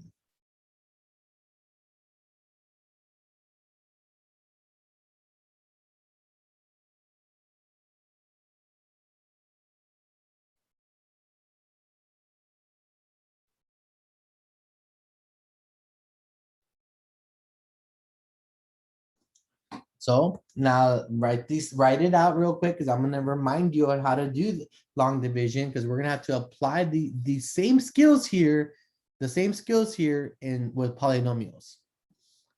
So first we ask, does 13 go into 3? It does not, so we put a 0 on top. And then we ask, does 13 go into 36 now? It does go into 36. How many times? So we're going to do 13, 26, 39, 52, 65, 78, 91, and 104. So it goes into it twice. So 2 times right here. 26. So 2 times 13 is 26. Go ahead and subtract those. We make it negative. 3 minus 2 is 1. 6 minus 6 is 0. Bring down the 6 here and we get the 6 here. And we see how many 13s goes into 106 now. 1, 2, 3, 4, 5, 6, 7, 8. It's gonna go in 8 times. 8 times 13 is 104. And then we subtract those, we get a 2. Bring down the 0, we get 20. And there's only 1 time here. 1 times 13 is right there. 20 take away 13 is 7. This 7 is the remainder. So there's 2 ways to write this answer. We can write 281 with remainder 7, or we can write 281, 7 divided by 13. We just divide by this here, and then the remainder goes on top. So these are 2 different answers that I want you to be cool with acknowledging, because we're gonna see these 2 when the next example is moving forward, okay?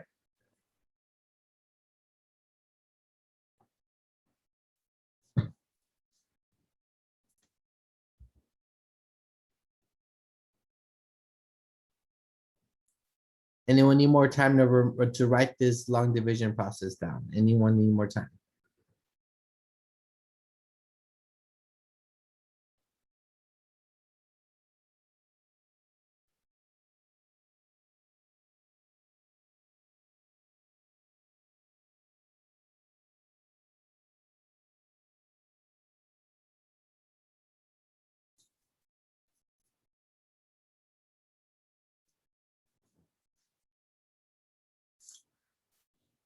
All right, let's move on. Divide x squared plus 7x plus 12 by x plus 3 using long division. And then we're gonna rewrite it, write this sentence and then write it like this, x plus 3 division box, x squared plus 7x plus 12. I'm gonna go ahead and give you a 1 minute to set this up.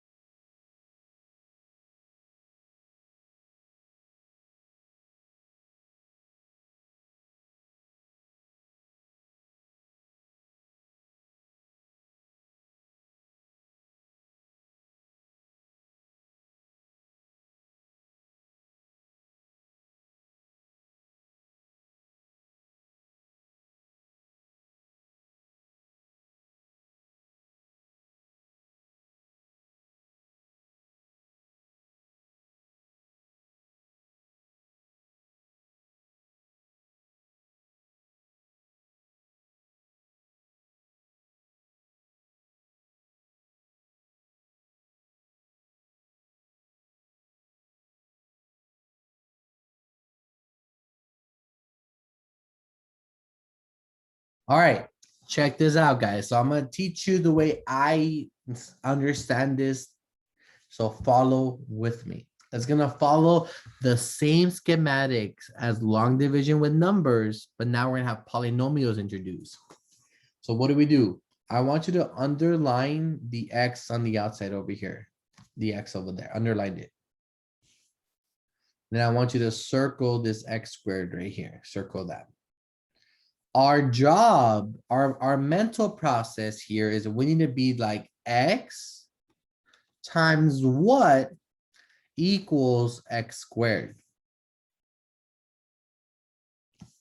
That's what the mentality is. Our job is to find this missing part here. And this is our last lesson. So X times what gives me X squared, guys? X times what gives me X squared?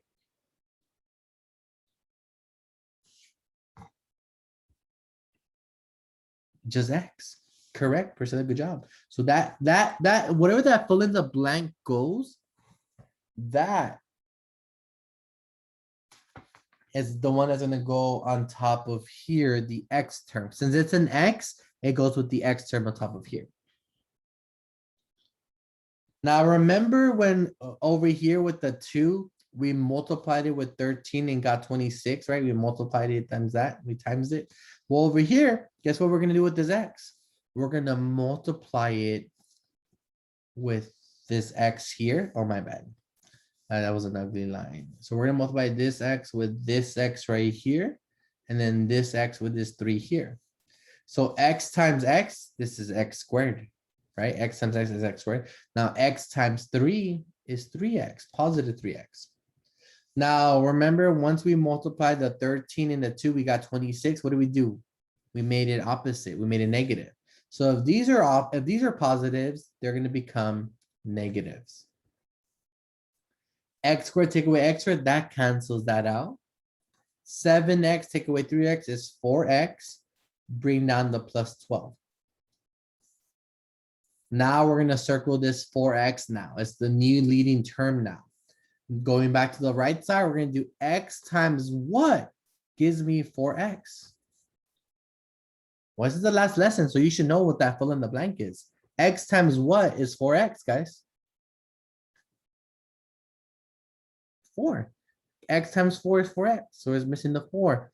So it's gonna be a plus 4 right there.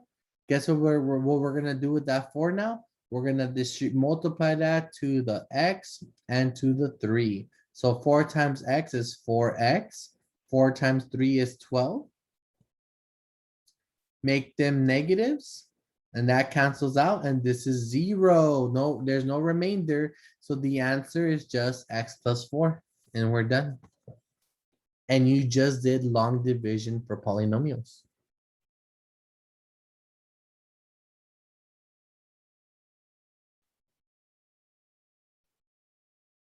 Any questions on the steps that I took, guys? Any questions?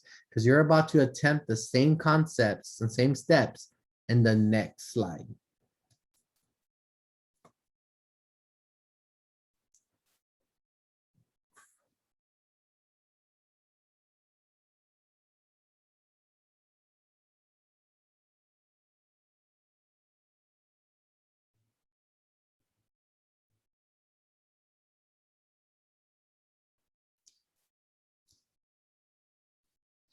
All right, let's go and move on. Divide x squared plus 5x plus 6 by x plus 2 using long division, guys. I'm gonna go ahead and give you guys 3 minutes on this bad boy. Good luck. 3 minutes.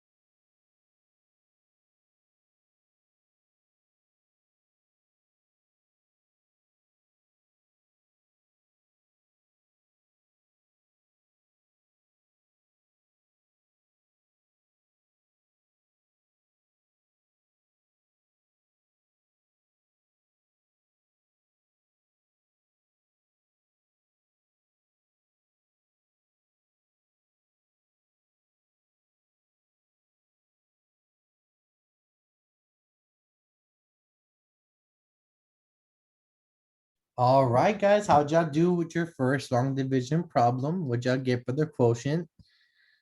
Go ahead and put it into the chat. Did y'all get a remainder? No remainder? What's up? Excellent job, Priscilla. X plus 3. Anyone else, guys? Good, Tanya. Good, good, good.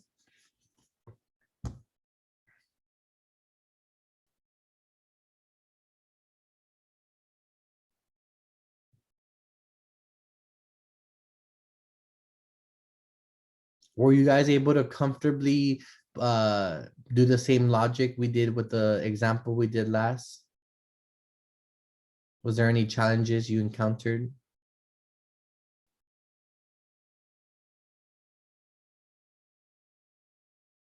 Okay, good, good, good. This is always the scariest topic for most teachers and professors to teach in algebra is dividing polynomials. It's like it's an intricate process. All right, all right. Let's go ahead and move on to the next example.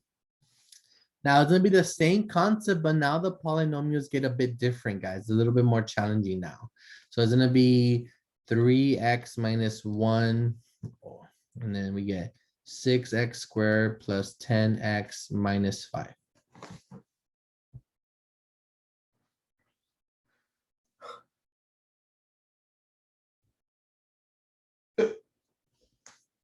I'll give you a minute to write this up and then I'll start working it out. 1 minute.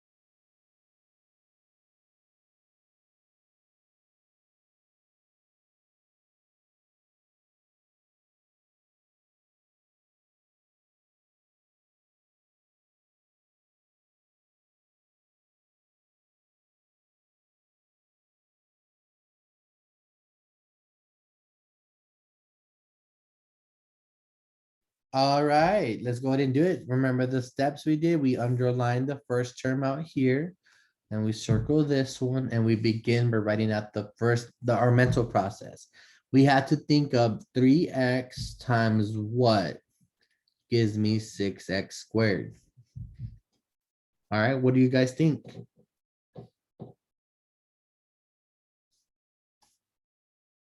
Three times what number gives me 6? That's gonna be 2. X times what is x squared? That's another x. So since it's a 2x, it's gonna go right here. And then we're gonna multiply this. I'm not gonna draw the arrows anymore, but you get the point. We're gonna multiply to everything over here to the left. 2x times 3x is 6x squared. 2x times minus 1 is negative 2x. Now remember when they're both positive, they both became negative. Now when they're like this, the positive becomes negative and negative becomes positive. And now we combine. This always has to cancel out. 10 plus 2x is 12x. Bring down the minus 5.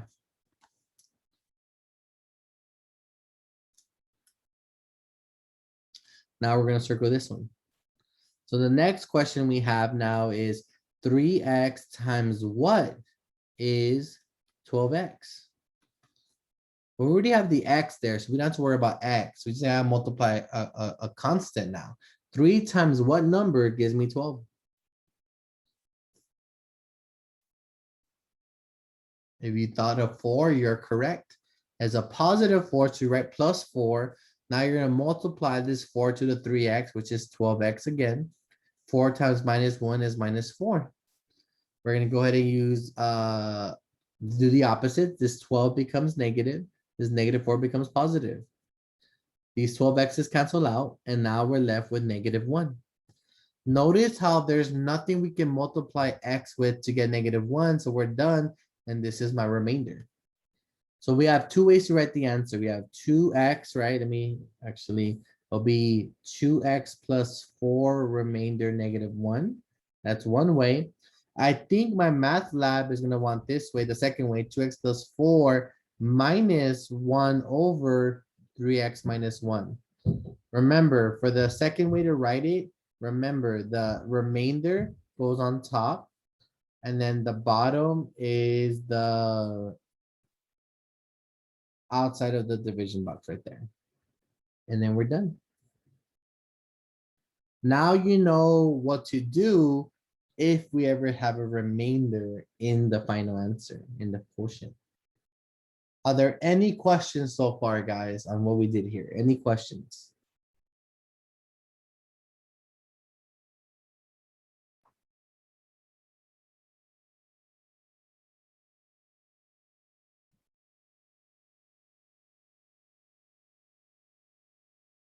Anyone need more time to write before we put on the next practice problem, guys?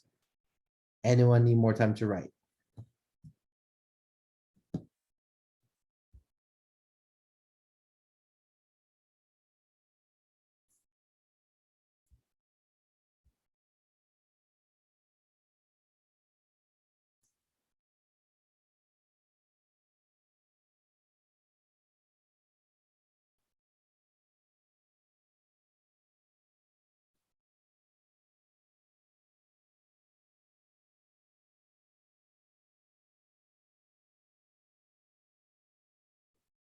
All right, let's move on.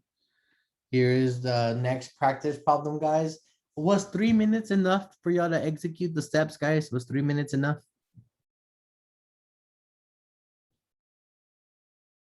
I'm going to give it 3 minutes again.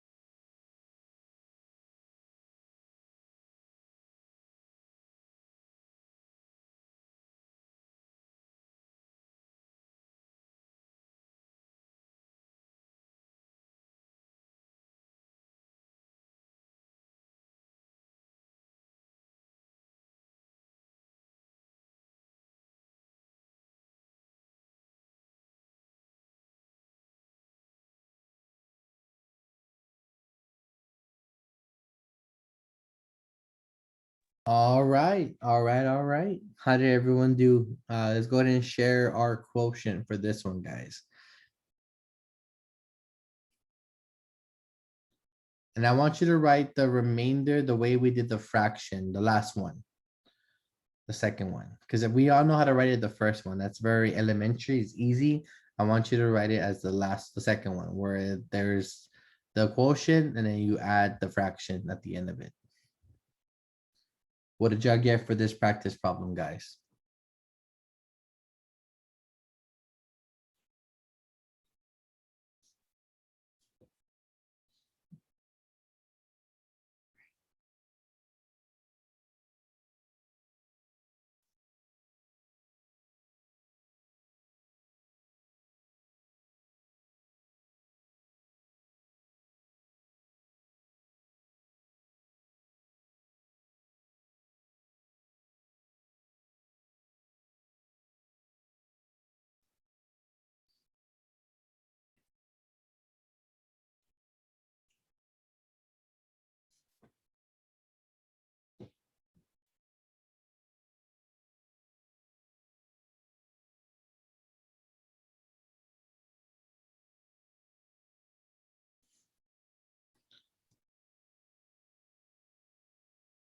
We have 2x plus 3 minus 10 over 2x plus 1.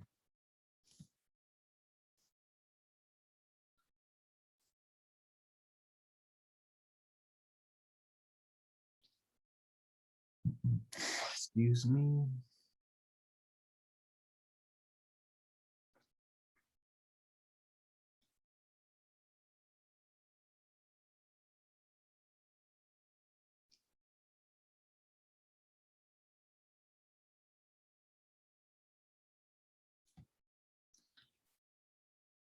Ah, okay, okay. So you have 4x plus 3 minus 10 over 2x plus 1. All right, let me set up the first problem. Let me set it up to see what we get, right? So we have 2x plus 1 on the outside and then 4x squared plus 8x minus 7. I know 2x is times 2x, right? So it should start off with 2x is 2x times 2x is 4x squared. 2x times 1 is 2x. Then we make them both negative, right? So that cancels out. Then we get 6x minus 7. And it'll be a plus 3. So yeah, the only issue there on the first one, Kayla, was your 4 should be a 2. But you got the rest right, man. Everything looks good. And struggling's normal, right? You know, nothing easy and nothing in these easy, nothing we want is comes easy in life. We have to work for it, you know. Struggling comes with math, right? Studying math. But yeah, it looks good. So far, so good, guys. Any questions so far?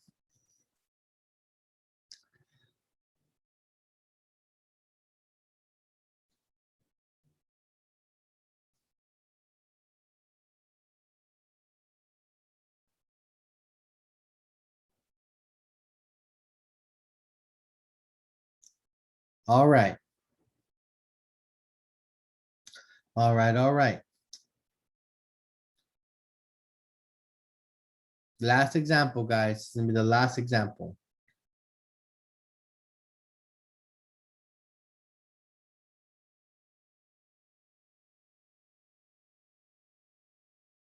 So we want to divide that. So it's gonna be 2x plus 3. And then we have to rewrite this top from greatest exponent to least.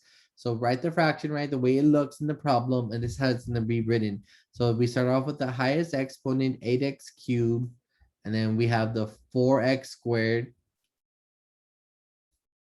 And notice how we don't have an x term. So if it's ever missing a term, we have to include it, but put the 0 in front of it, 0x, because it's a placeholder at this point. It needs to be there because you're gonna see why it needs to be there. And then we end it with the plus 7. We always gotta include, if it's missing a term, even on this part on the left side, if it's missing a term, if this is 2x cubed or squared, we will have to have a 0 term as well. All right, So let's go ahead and use let's go ahead and underline this and circle this. So same logic applies, right? We want 2x times what is 8x cubed. So clearly 2 times 4 is 8. And then we have x and x cubed, we're missing x squared.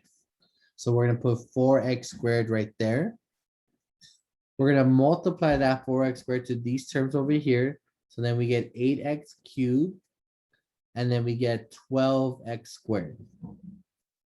We have to make them opposite, so we subtract them, right? Because they're both positive, this will become negative. This cancels out. 4x squared minus 12x squared is negative 8x squared. Bring down the 0x plus 7. So now we're gonna circle this term here. So go back to the right of it. So it's gonna be 2x times what equals negative 8x squared.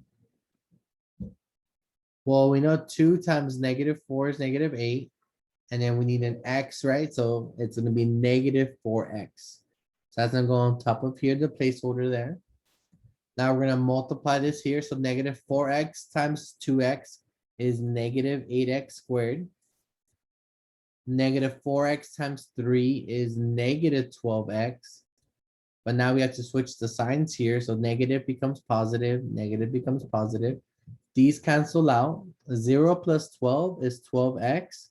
And then I'll bring down the 7.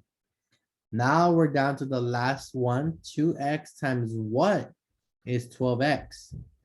Well, we just need the 6. So 2x times 6 is 12x. So that's gonna be plus 6. We're gonna multiply this 6 to 2, which is 12x. 6 times 3 is 18. And now we switch the signs and make them negative. That cancels out. And we're left with 7 minus 18, which is negative 11. And that's my remainder. So the final answer will be 4x squared minus 4x plus 6 minus 11 over 2x plus 3. And we're done.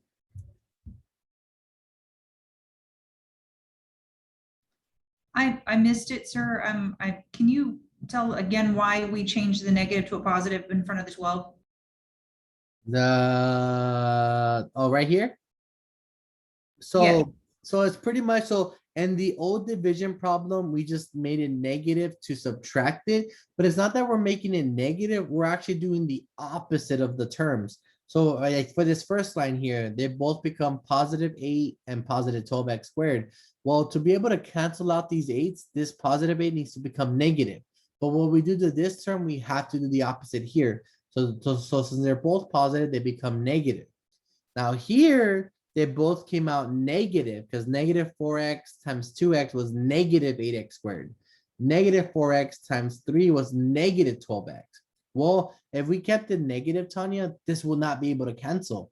So we have to make them opposite from negative to both positive. Since they were both negative, they both become positive. Now negative 8x squared and positive 8x squared will cancel out. And now we have, but whatever, what do we do to this one? We have to do here. Now they don't have to be the same. They just have to be the opposite of what it originally was. So if it was originally negative, it would become positive. If it was originally negative, it would become positive. If it was originally positive, it would become negative. So these will cancel out. And now we combine this 0 placeholder with this 12x, making it 12x. And now we just bring down the 7 and finish it off with 6 times 2x, 12x, 6 times 3, 18. Since they're both positive, we make them negative.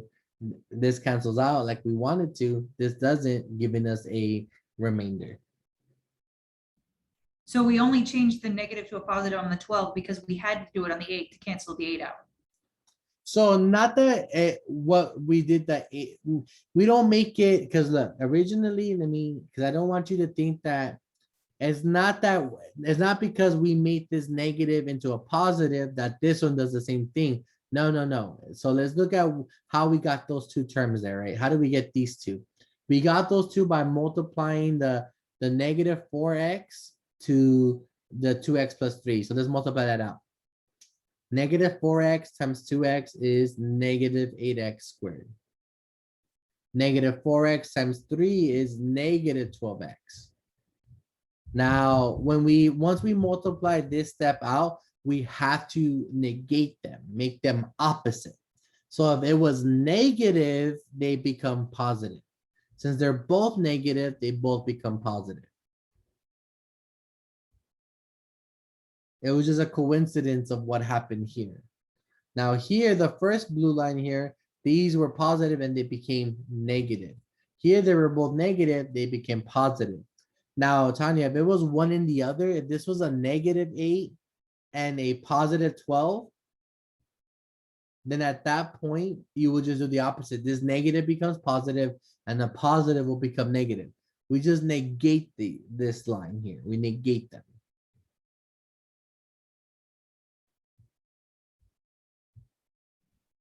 Okay. Let's take a look at this example here. And this example here, it was a positive 6x squared and a negative 2x. Well, the positive 6x squared became what? Negative. And then this negative 2x became what? Positive. So do you know what I mean now when I say negate the line, like make them opposite? Yeah, I think so. All right, let's try it out with this problem. Try it out. Remember, guys, if it's missing a term and put it with the 0 placeholder, guys. If it's missing a term, put it in with the 0 placeholder. So which term are we missing on the top, guys? Which term are we missing?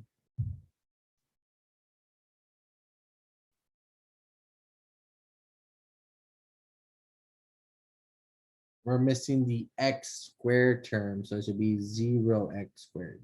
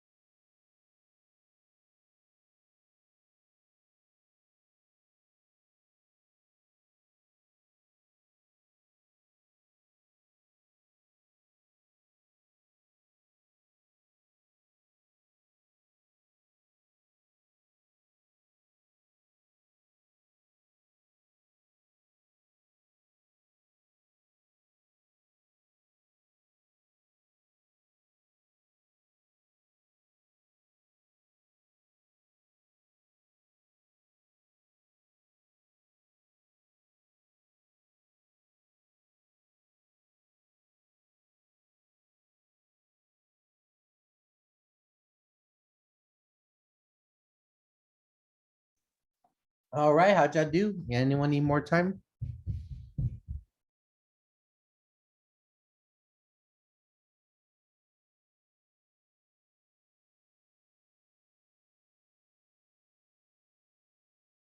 All right, what did y'all get for the quotient, guys?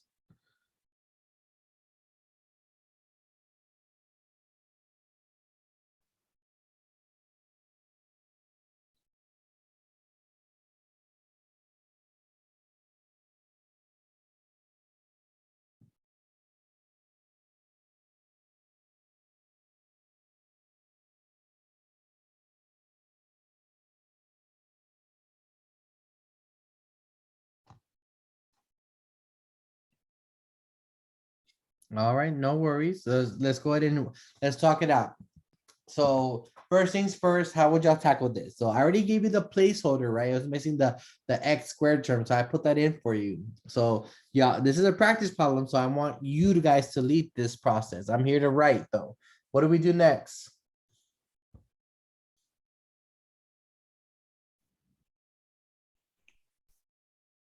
We figure out what times what equals 9x to the third power. So, but we know one of the whats, right? The first what is what?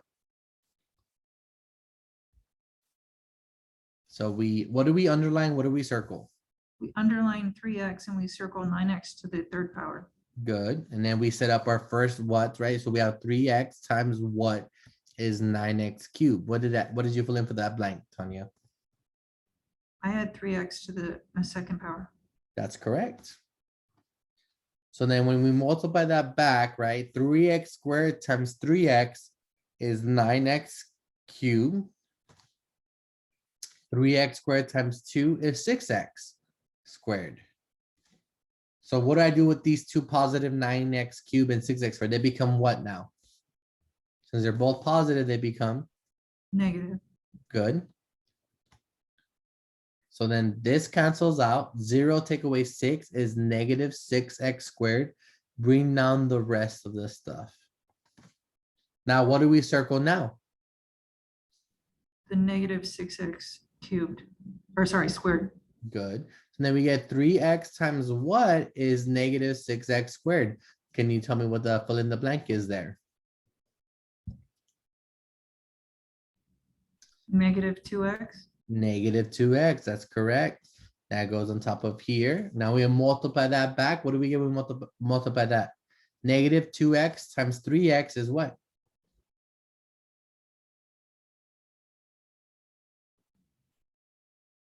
Negative 2x times 3x is negative 6x squared. Negative 2x times 2 is negative 4x. What happens now to this second line? Since they're negative, what do they become? Positive. Yeah, they both become positive. So now we do negative 6x squared. What happens to these 6x squares? They cancel. So 11x plus 4x is 15x. Bring down the minus 3. Now what do I circle now? Or are we done circling? We would circle the 15x. Yeah, because the reason why we circle it, the reason why we can go more is because there is something we can multiply to 3x to give us 15x. And can someone tell me what that is? What is it?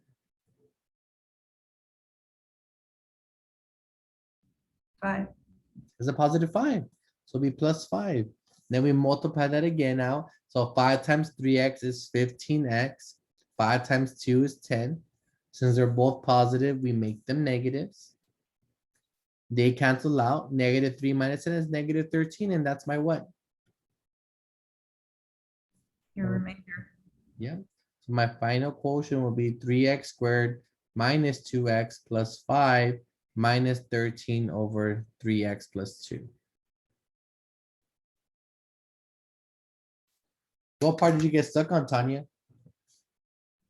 I didn't change a negative to a positive at one point, and so I didn't have the right numbers. Ah, okay. But it was just a little sign issue, right? The rest was good. The other algebra was good. Yeah, it was just right around the 4x area. I missed a Ah. negative to a positive. You only changed the 6, not the 4, right?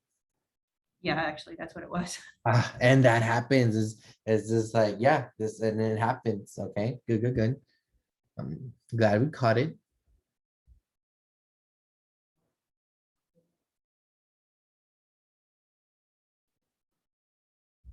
Let's go ahead and are there any questions so far?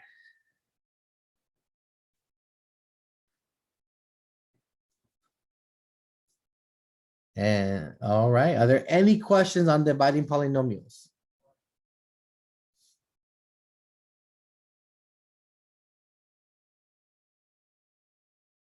All right, I'm gonna go ahead and stop